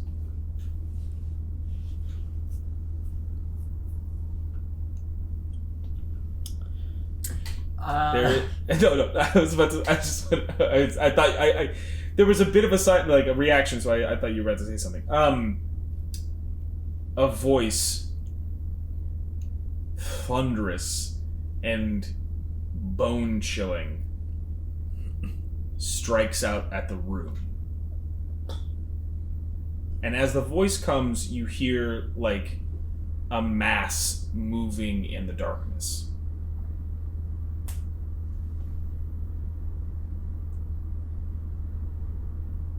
Hammer fist.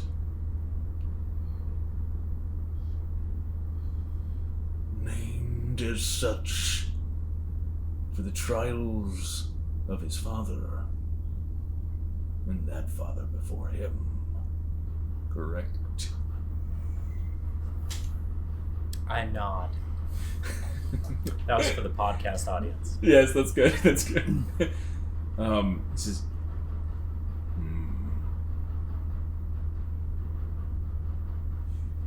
You wielded ancient magic.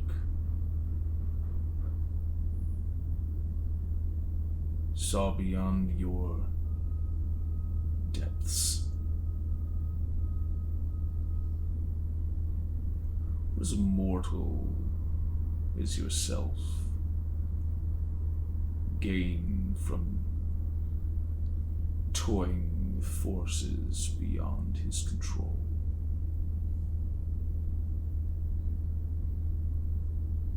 Depends on which forces you're talking about. I've meddled with plenty of forces in my day, and usually for a different reason than the last. I speak of creation. I speak of order. You would seek to mess with this. I can't speak to order or not, but creation is generally the reason I meddle with magic at all. No. I don't know who you are. I don't know where I am. I barely know what mess I'm in the middle of most of the time. All I know is I want to make things. If it were up to me, if the world were fine, or it weren't fine and I weren't in the middle of it, I'd just spend my time making beautiful magic.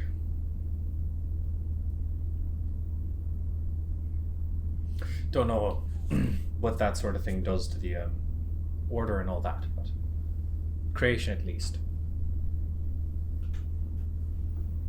is something I think about. And the shifting kind of... It's as if a mountain is moving next to you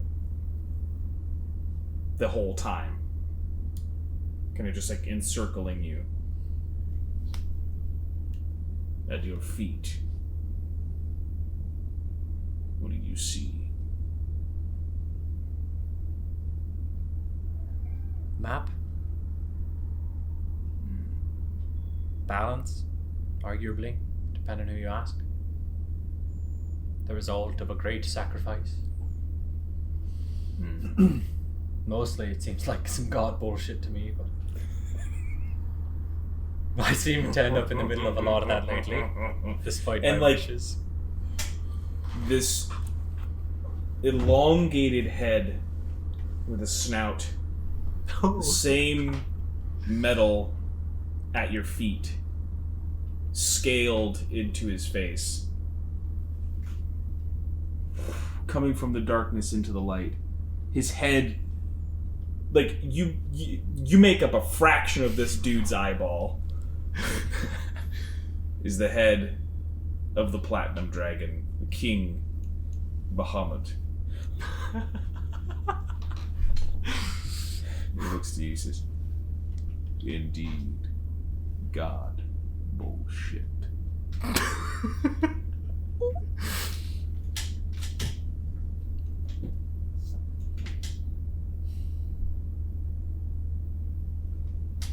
You saved.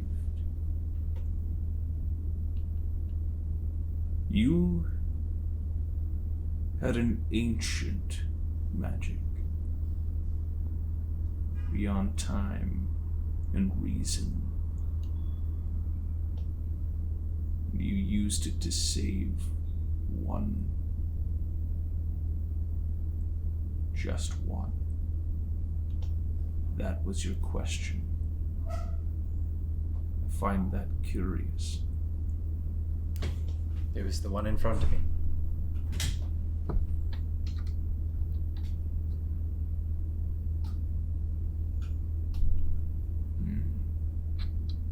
The one in front of you.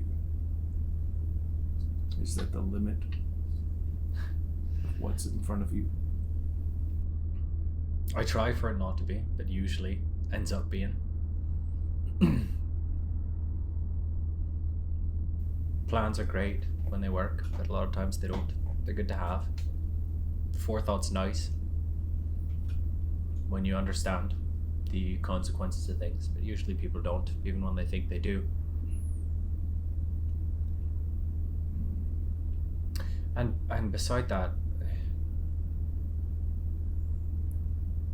look at I've spent my life learning and building and making things and trying to help when I can, and I've made so little, arguably. And then there was the man that I was trying to save, and looking at the things that I'd seen him do, that I'd seen him make. World seemed better with him in it. And I had the magic. Maybe not the best use of it, but better than not using it.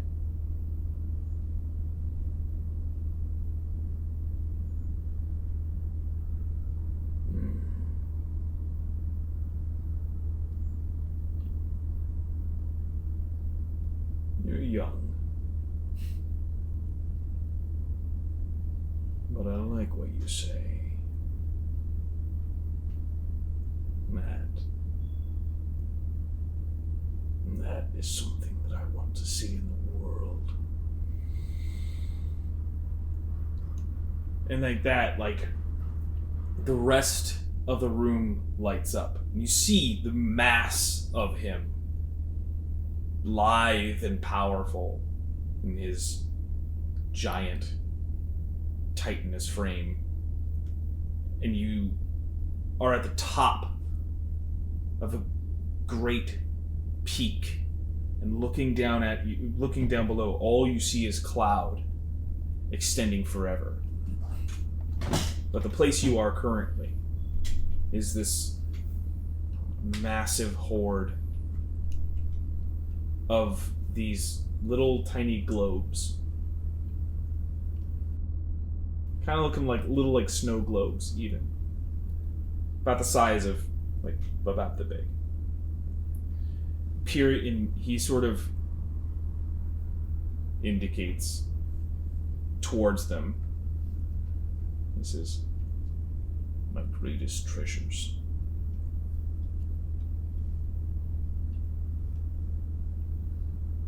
With like these two claws that barely hold it into it, he places one in your hands.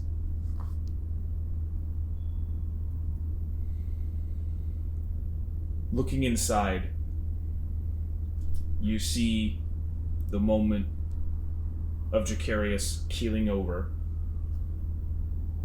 you rushing to his side, using the vizier, getting Philip to enact his magic, saving Jacarius' life.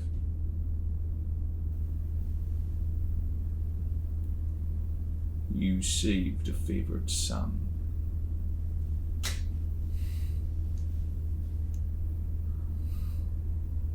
Actions have consequences, Liam Hammerfist. And to understand how you feel,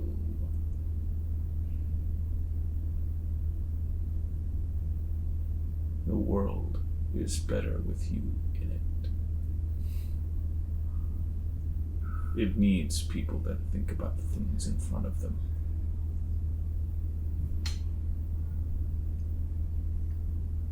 You're young. You will make mistakes. You are not perfect. Like me.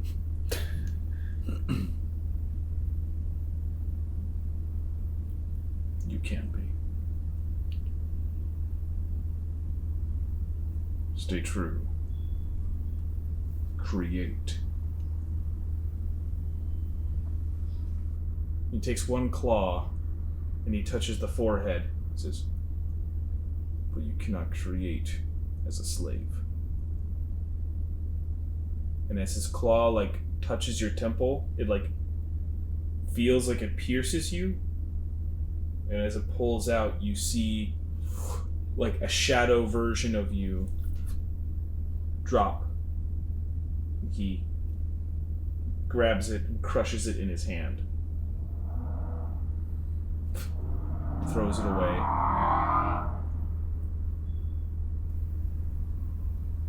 Its hold is no longer upon you. Your hands are your own. Or mine, should you desire it. Thank you.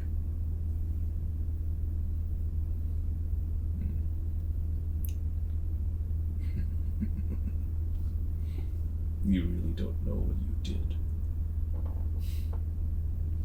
I usually don't.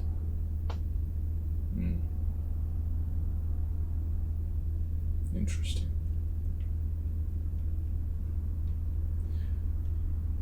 Suppose I had your people pegged wrong. Or not. Time will tell.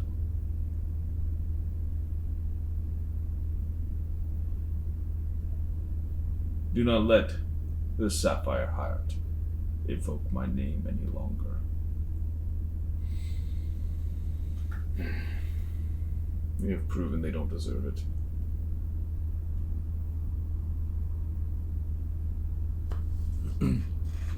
I nod again for the podcast audience. Says, you won't like this part.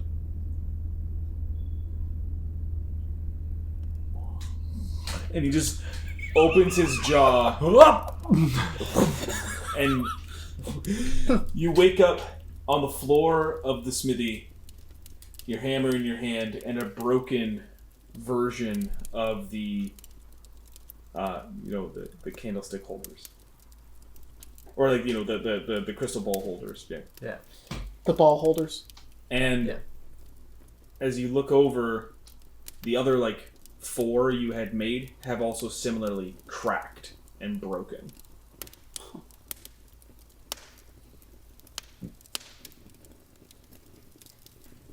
The lingering there's a lingering voice as you gain consciousness. And it says, the language of my people, of my kin, bind the magic, unwrite it, should you wish to possess the stone that resides with my people.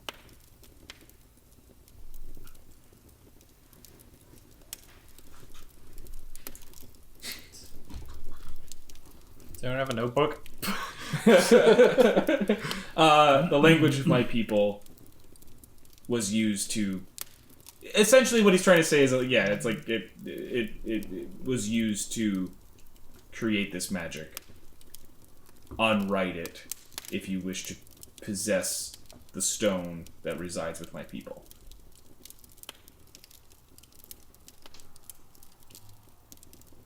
Specifically, that one. He's saying, to be able to possess the stone that resides with my people, you must unwrite the language that binds it.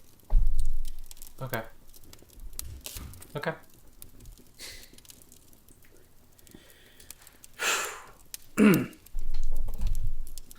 Everyone have fun with their gods? A new morning, as you all reconvene for... Well, actually, not even a new morning. It's late at night. Let's say 1 o'clock. You guys are... 2 o'clock. That's the full 8 hours. We go midnight operation. Operation Dumbo Drop. No, I said Green Mile.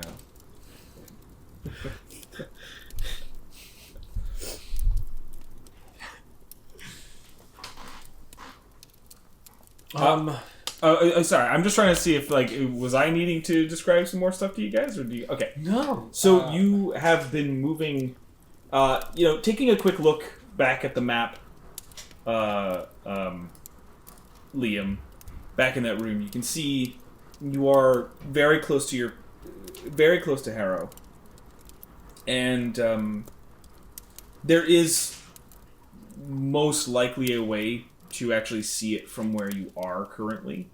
It would be distant, but the city is big enough that you would be able to see it, lit up or at least somewhat in the distance. It just depends. You guys are stopping that direction. I don't know how close you guys want to get, is my point.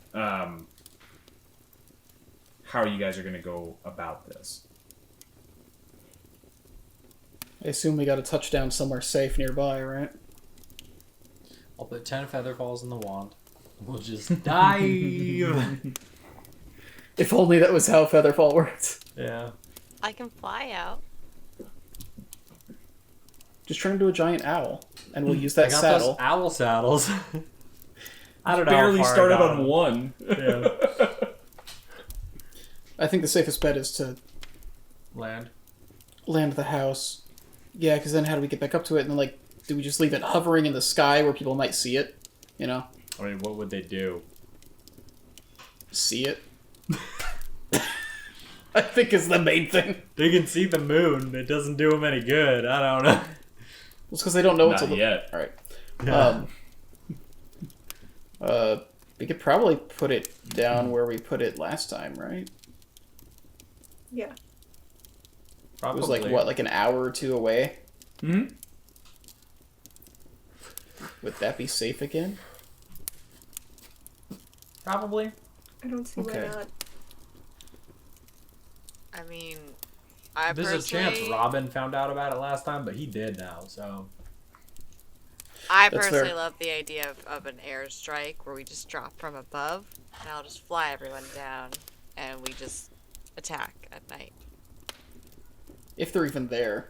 Well, It'd be pretty great if we just make like a huge entrance, and they're just like having like a farmer's market At 2 a.m. at 2 a.m. It's a crazy farmer's market. It's a flea market at that point, yeah. Yeah. Flea It's a like in flea Red Hot Chili Peppers. circus. Yeah. Yeah, yeah. Just want a choice, everybody.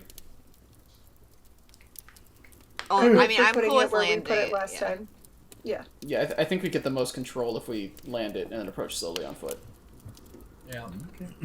I'll do that. Airstrike could have been cool, but all right. Okay, Yo, we'll do an listen, airstrike. I'm Summon here some giant for eagles it. then. I can conjure some eight owls. We leave it floating. We You just guys go are down. landing a few miles away. You guys are landing about 4 miles away, so that you guys have about an hour distance.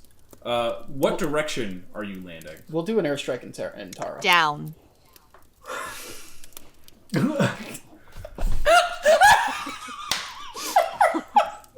North, south, east, west. What kind of direction are you? South? South. Okay. It'll be the easiest at least. We don't have to fly over the town to do that. Yeah. Through the cover of night. The mansion. Can you actually give me a Ride check. vehicle check? Vehicle check. Yeah. Sure. Oh, fuck. 10? You, as you're like, again, there's a window in front of you, and as you're trying to land it, it goes down, and then you're like, oh, fuck, and you just kind of take out this whole swath of trees, just like this nice like grinding halt as you. Which Star Trek movie was this? With I think it was a Janeway dig where It was like Galaxy Quest, you mean? Man. The one No, where there it's was a Star Trek. You have such a good vehicle score too. Oh. Yep. That's why it's a 10. Guidance. Okay, yeah. Good. But you have successfully stopped. You definitely have made a lot of noise as the trees have been broken and. Well, we'll have scared off all the predators. Let's go. At least we're a couple miles away. I go and apologize to all the trees. Like, I'm so sorry. Awaken. Awaken. I'll be here for 8 hours, guys. Let's go. Leave me. Just set a druid's grove around it to be safe. Night sky. I do imagine, like, I'm Nope. just sitting there in, like, morning, and then I'm like, just leave me. And then, like, you guys are, like, in the heat of battle, and then me and my tree army just come and be like, da-da-da-da-da-da. Yeah. So good. Oh, that's what I want. It's like that. I'm grieving for them. Bandana. Your mansion has parked, and you have the ground below you. easily reached with a ladder.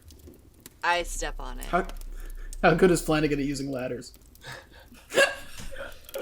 Not as good as you. You can just jump. I'm actually gonna take the... Let's take the metal out of Flanagan's hole and put it in the shop. Sure. So Flanagan's hole doesn't have the metal in it anymore. And then... he can probably safely leap down. Yeah, it's only about 30 feet. Yeah, he's fine. I quickly tell Kalent where we're going in case there's any changes in Dracarius, and then I go down. Kalantha just sort of says there hasn't been anything yet. He's alive, at least, and I believe that it will take a little bit more time to really recover. But, well, you know how to reach me if something changes. True. If you need anything, just yell for Yvonne and she'll figure it out. That's what we usually do. She's another artificer that lives here. Yes, we met. Oh. I know she met Dracarius, it wasn't... Okay. I'm not just sitting here for 8 hours. I do have other things I don't know that what I you have done. do. You seemed really concerned about him, so I just thought maybe you just didn't leave the room. I have food. I had to get...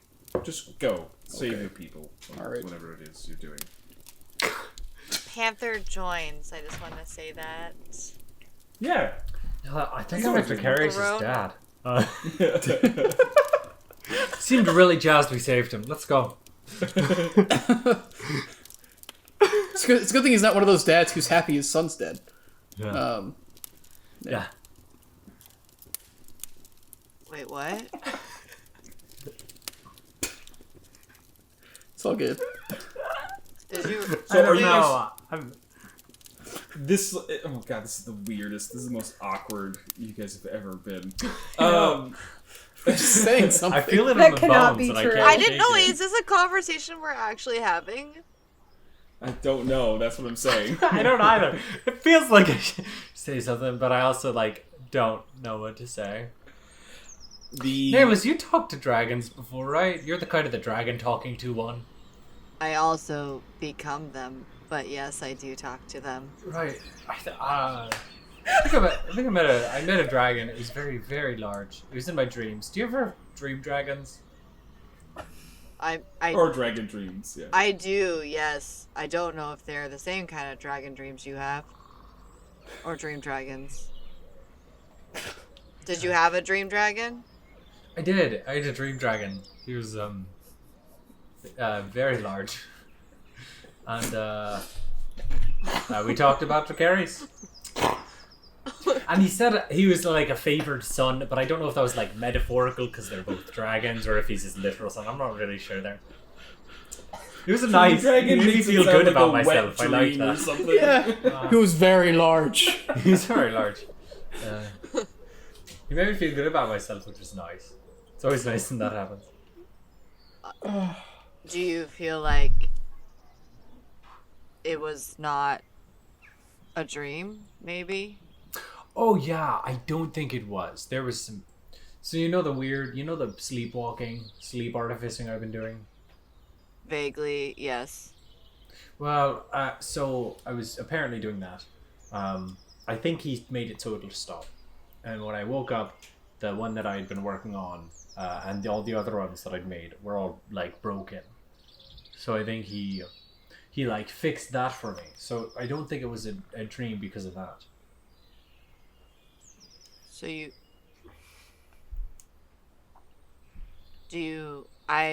I'm not very good with, as I have mentioned, with the god things.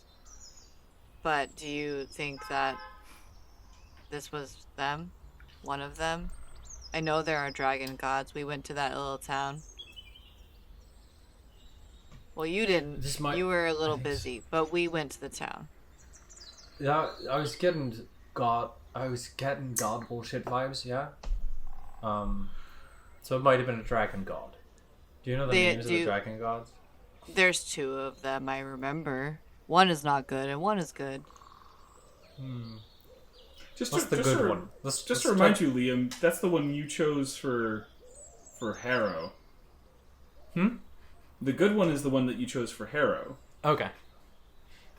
That makes sense. It's been so long since I built Harrow. It's fine. Bahamut is his name. From Final Fantasy. Yeah. That's the name of the good dragon god? Yeah. Yeah, that's the one I saw. So probably metaphorical favored son then. Probably not literal.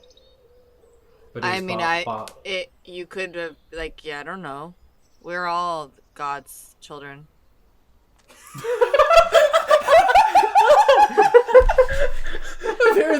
You were mad at yourself for saying it before you even said it. I had started the sentence and I was like, no, I have nowhere to go from here.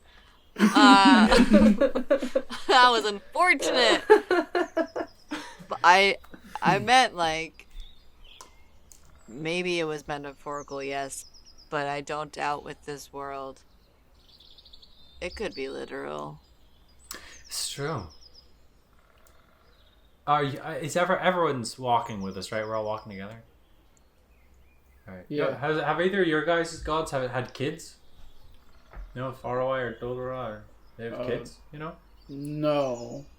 I mean, I not think she was biological. I don't think she did. I think she's a little too busy with the, ascending thing. I have a genuine question about that. Is your god not the fertility god? She has no children. What does that have to do with having children? I just assume that when animals are more fertile, they give more birth. This is a genuine Chelsea question I'm trying to ask as nameless. Oh my really, God. she has no children? I don't think we've never talked about her having children. Does she have living children? Does she? Is it a thing where we know if she has kids? She doesn't have any children. She doesn't have any children. God I was trying to ask it like really deeply and beautifully, and I no. Okay. As animals are more fertile, they have more children. I don't know. You know, Clip it. That's clip my it. favorite biological statement we've ever made. I The turned more away. fertile you are, the more babies you have. Not a lie. No, as far as I'm aware, the only thing we really call Arawai's family is the other sisters and then her brother Balinor. But outside of that, as far as I know, she has no living descendants. What about Dodora? They're not related. Well, I guess Dolora is kind of like their mom or their aunt, if you look at it that way. Wait, then there's children.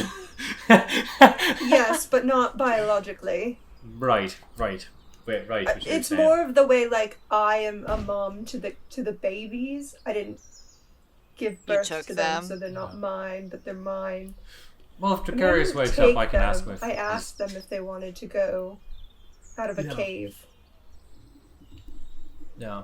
And in my defense, you promised we'd come back for them, so Oh, I wasn't judging. I have mothered many animals, so true. I want to stop talking about this conversation if we can. Yeah, so Nothing I've said I'd like to listen to of any Precarious worth. wakes up and told him I met his dad and see how he reacts. I don't know, that's probably what I'll do. My favorite part is Nameless having to like say what she just said. The other three things she's just said. She's like, I have mothered many animals, and then having to realize that I guess that means I'm really fertile. Like This is what everything Welcome from to the puberty. backwards retroactively means. Man, all these puberty dreams end. She started in college. Oh yeah, that's next week. I should probably buy my books or something. Guys, we gotta get these lodestone things done in a week. I got school. Come on. Guys, we gotta save the world before class. Set Lolly, you were trying to say something. Big puppy. So is bags. everyone having like god dreams? Because I had one last night, but I can't think that you and I's dreams are connected. So was everyone having one? Wait, you saw Bahamut too? No. I saw Oh. I saw Dolora, but Oh, okay. I mean, like, is everyone else getting messages from gods? Wait, do I have a saw- god now? I saw ROI. Well, so whether or not you have a god is really your choice. Nobody forces you into anything. I mean, he seemed like a pretty chill dude. We got along great. Do you get along with your gods all the time? Yeah, mine was great. Aro and I just sat in a tree and we talked about the. She made Roderick. Ricardo? Roderick. No, Roderick was another bad guy, I think. The fuck was that mouseling's name? Start with an R. Ratatouille. Reginald. Yes, Reginald. Yes. Oh. ROI made Reginald. Those are Mouselings are an ROI creation. She didn't make pseudo dragons though. But Oh, you mean mouselings in general? I thought she specifically. no, Made she doesn't just have no, Reginald. she doesn't have children. Right. I too met a god. In my dream. Oh, which some elf god or I like to call them Nyx. But, you might know them as Balinor. You have like a fun pet name for your god? dude, Balinor's the best. I thought He's you so liked cool. ROI the best. No, ROI's the best, but like Balinor's really cool. Like I He's like the- agree. I he's- hung out with him before. oh yeah. So he talked to you a second time. I mean, like as a kid. What? Nothing, never mind. This is a very complex conversation that seems to have with you. What? Can everyone make me stealth checks, please? Oh god, yeah, we're trying to do. Yeah, you guys are trying to do something. I'm just... Oh, Maybe we should have had this conversation before we started going. But we were going. Alright, cool. I mean, those rolls aren't spectacular, but like, they're fine. Do we have passed without a trace up by any chance? Not yet, you ain't. I was going to. I didn't think about it. I also didn't know we were all out of the house yet, to be perfectly honest. I didn't realize we were like moving. I figured that's what it you guys would be said. just so You we guys can said you get guys done were- with it, so we could get there. I was waiting until we all got on the ground, so I don't know why I was imagining we were having this conversation like while you were coming. Not important. Anyways. I'm just trying to think of a cool pet name for my god, since Nameless gets one. I think if I come up with a pet name for Balinor, or Bahamut, he'll kill me. Baha. Ba.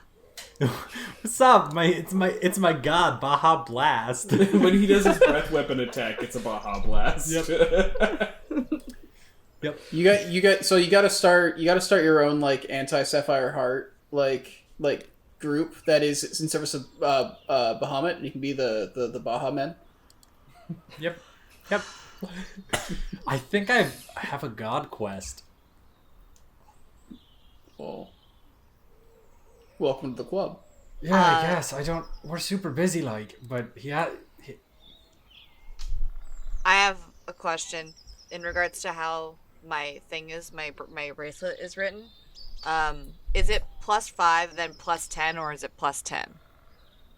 +10. I figured. Okay.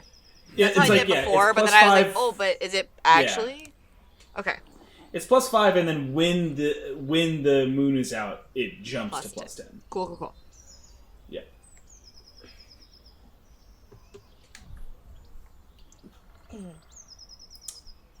So, stealth checks. Can I get Liam and Pangolin and Nameless and Panther?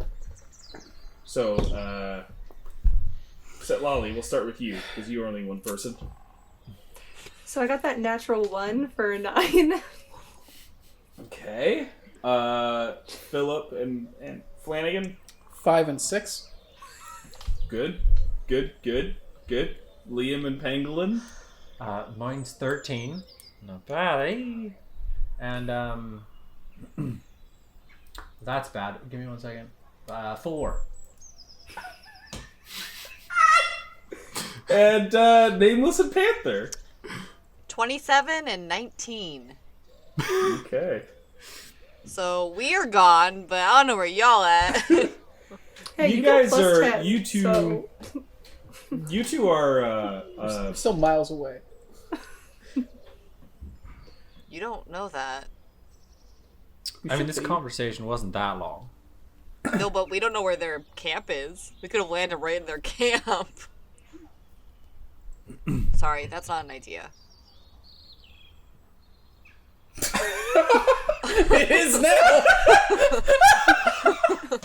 I do love. That's not an idea. It's like I don't think you get to dictate that. You don't get to have that. See, now if you... Yeah, I like the idea of like, don't take my idea. Don't. Yeah, don't. basically. This is why you don't look at submissions. Now if you use it in one of it, now if you actually use that storyline, you're Yeah. like liable for legal action. Right. Yeah, I branded it. Well, that's how it's called. What is it called? Copyright. No, you Copyrighted? You branded that shit. Yeah. TM, rights reserved, trademarked. Yeah. TM. So, well, interestingly enough, Nameless Panther, as you're moving through, and you guys are kind of like, you're having the conversation, but you're also still making sure to pay attention to your surroundings, and you guys are just like, you know that you're a couple miles away, but you're trying to keep your wits about you. The other three are wrapped in this conversation. And by proxy, aren't checking out Pangolin or Flanagan as you move through. Pangolin is like practicing punches on trees, making as much noise as possible. I shouldn't have given him that independent thought, or shown him those super awesome Boy. kung fu movies. I don't know. It's like Big Hero 6.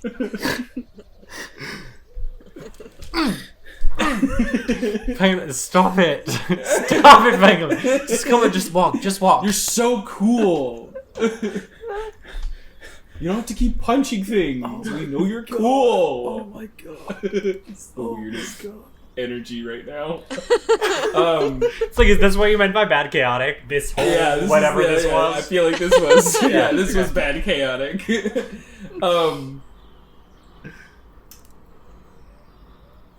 You guys are moving so cluelessly through this place that, unfortunately, Nameless, you are attempting to corral them into the shadows as much as possible.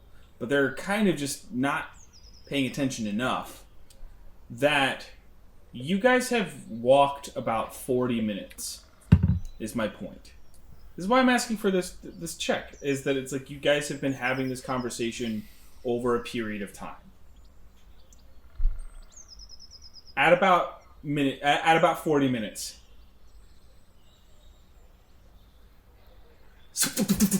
You have a bunch of arrows hit the ground next to you. I catch them. No, if they hit the floor, it's fine.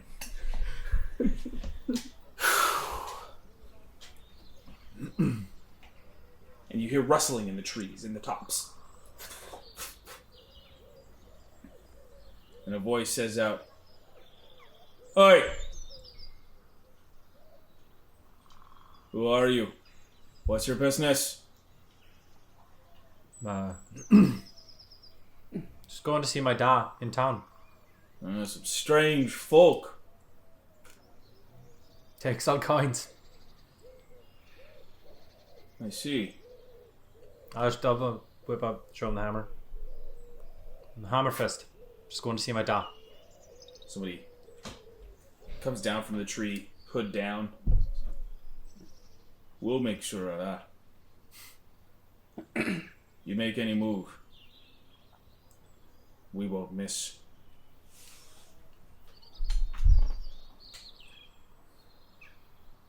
And he steps forward in the cloak,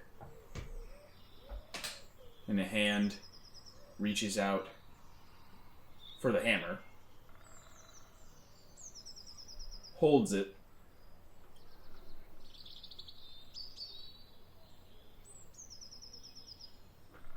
Hands it back. You see, do some somatic components. Verbally casts a spell that you would recognize as divination magic.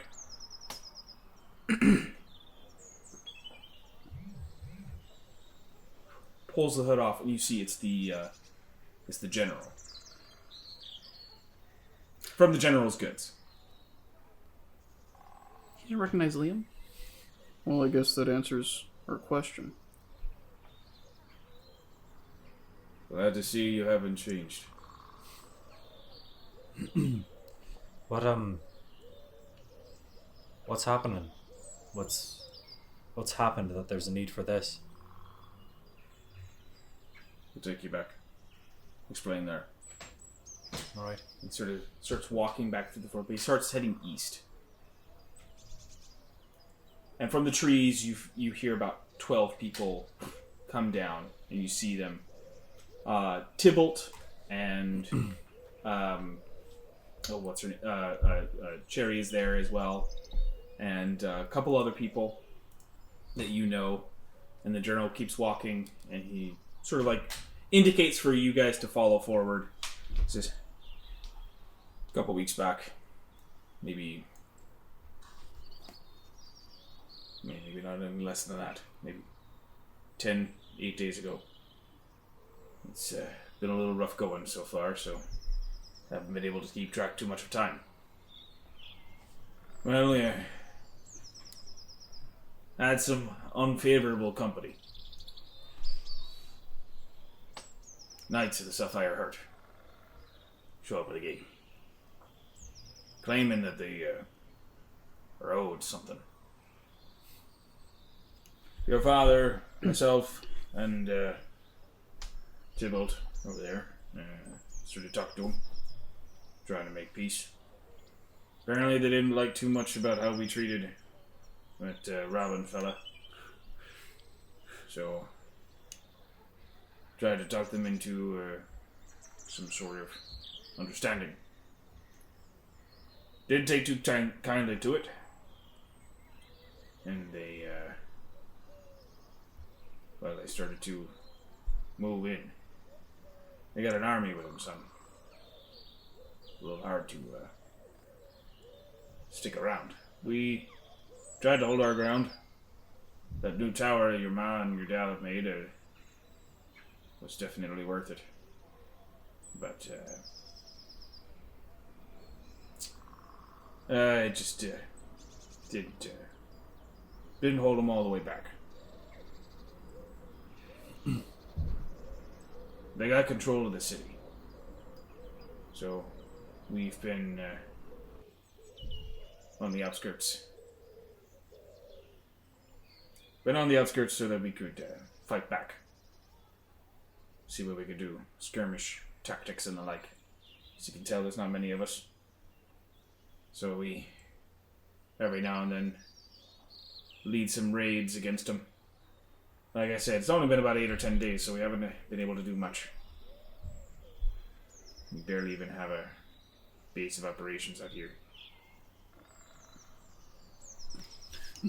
So we're heading east, you said? Yeah. Alright, this isn't towards Specs, is it?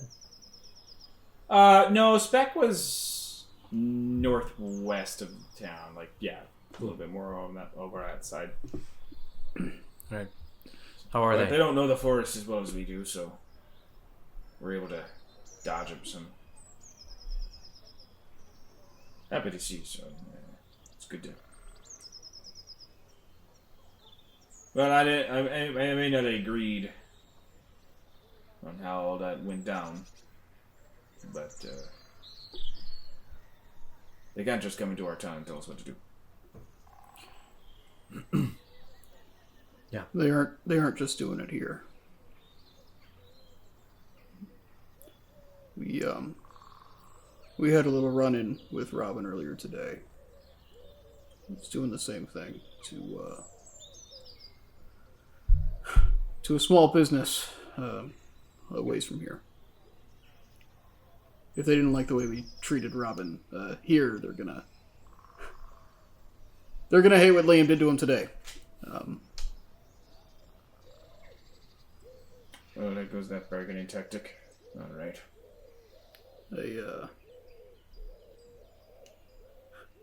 I think what we're gonna do is hit them hard enough that they're gonna be the ones who want to bargain.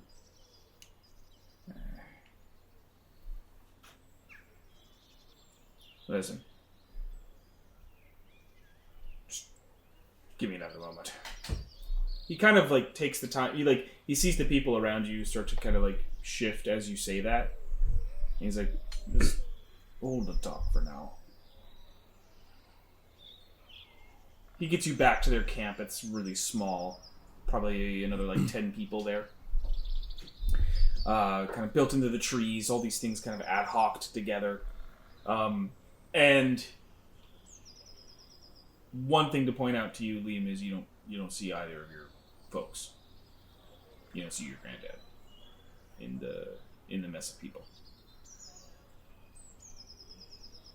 And he leads you into sort of like a main tent, and as he walks in, you see oh god, I can't remember his name, but the guy who ran the inn. Tom. He's there in the main tent. He says, "Oh, you brought back more than just supplies, then. Good to see you, son." And he like kind of gives you a handshake. And the general's is I think we have something to talk about. Yeah. Turns to a lot of you and just kind of indicates to come inside, and kind of shoos away the others. Just start making your way to beds. We won't be seeing them tonight. Right. The rest of you.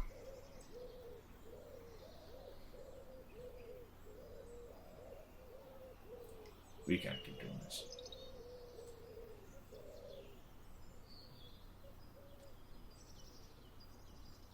I gotta be honest with you.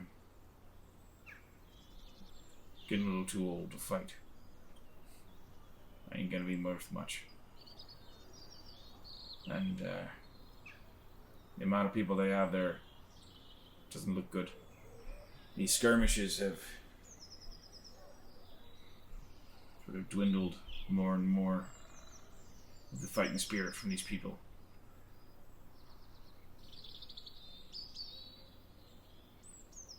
I was getting ready to parlay. We ain't got much food left. And we can find some. But that puts us at risk of being too separate. Do you know who's in charge? I do. Man by the name of Runic. He's a commander. Served with him once. He's thought that would have helped. He took one look at me and said, "Man, it just didn't matter."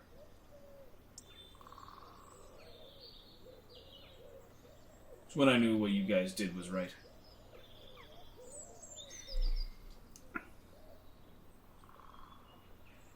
He seems to want to, keeps asking about something. Kept asking about the mines. Just kind of give Liam a look. Told him we don't have any. Kept asking about, well,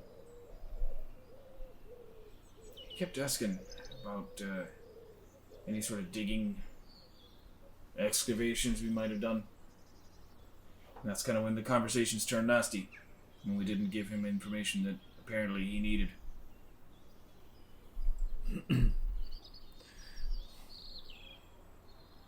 Nathaniel? Where are my parents? They're still inside. They're operating the tower. helped us get out.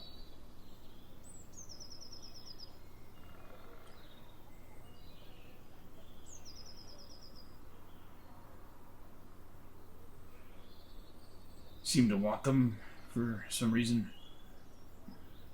Yeah. Tactically speaking, I'd say it's probably what you did, brother. You're not an unknown quantity.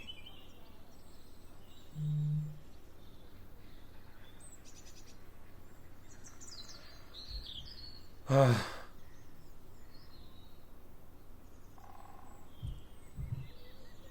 a large group like that, a lot of times, best way to deal with it is hit him in the make him disorganized, scramble him, hit him from the top down. Everything else falls. You were talking about bargaining chips. We got nothing to bargain. Maybe not nothing. I'm gonna pull out that writ of wanted people with our faces on it. We might have a way in to see the commander.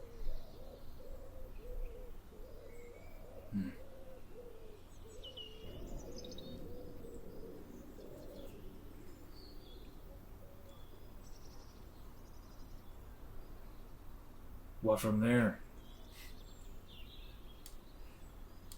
Haven't figured that out yet. It's the next step. This Runic, he's been on our radar. That's why we came back here. We heard he might be coming this way. He's up to a lot of no good. Not just a little. And,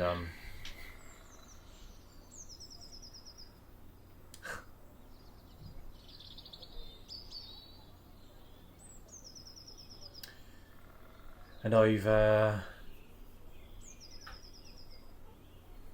been told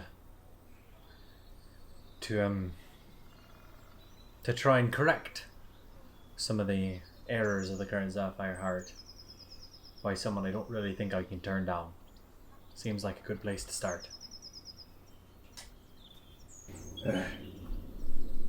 Liam, mind talking to you in private real quick. Sure. Kind of like leads you outside. Says,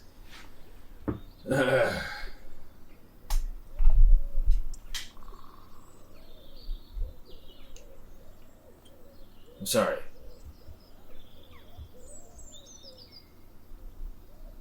For not standing up earlier, but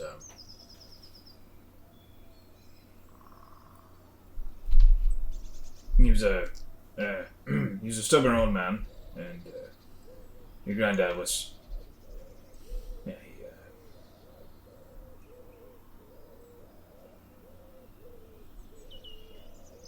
he held true to his ideals.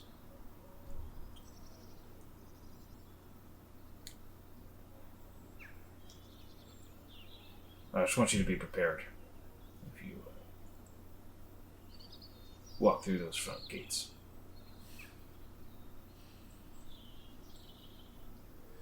Thanks.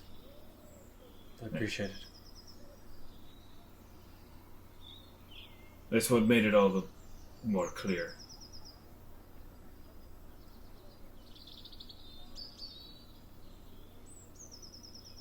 That's it. That's...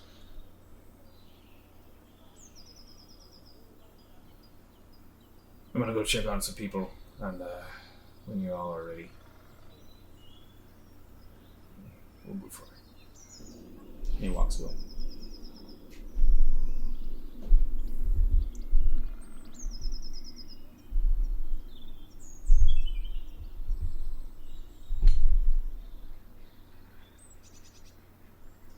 As you all come...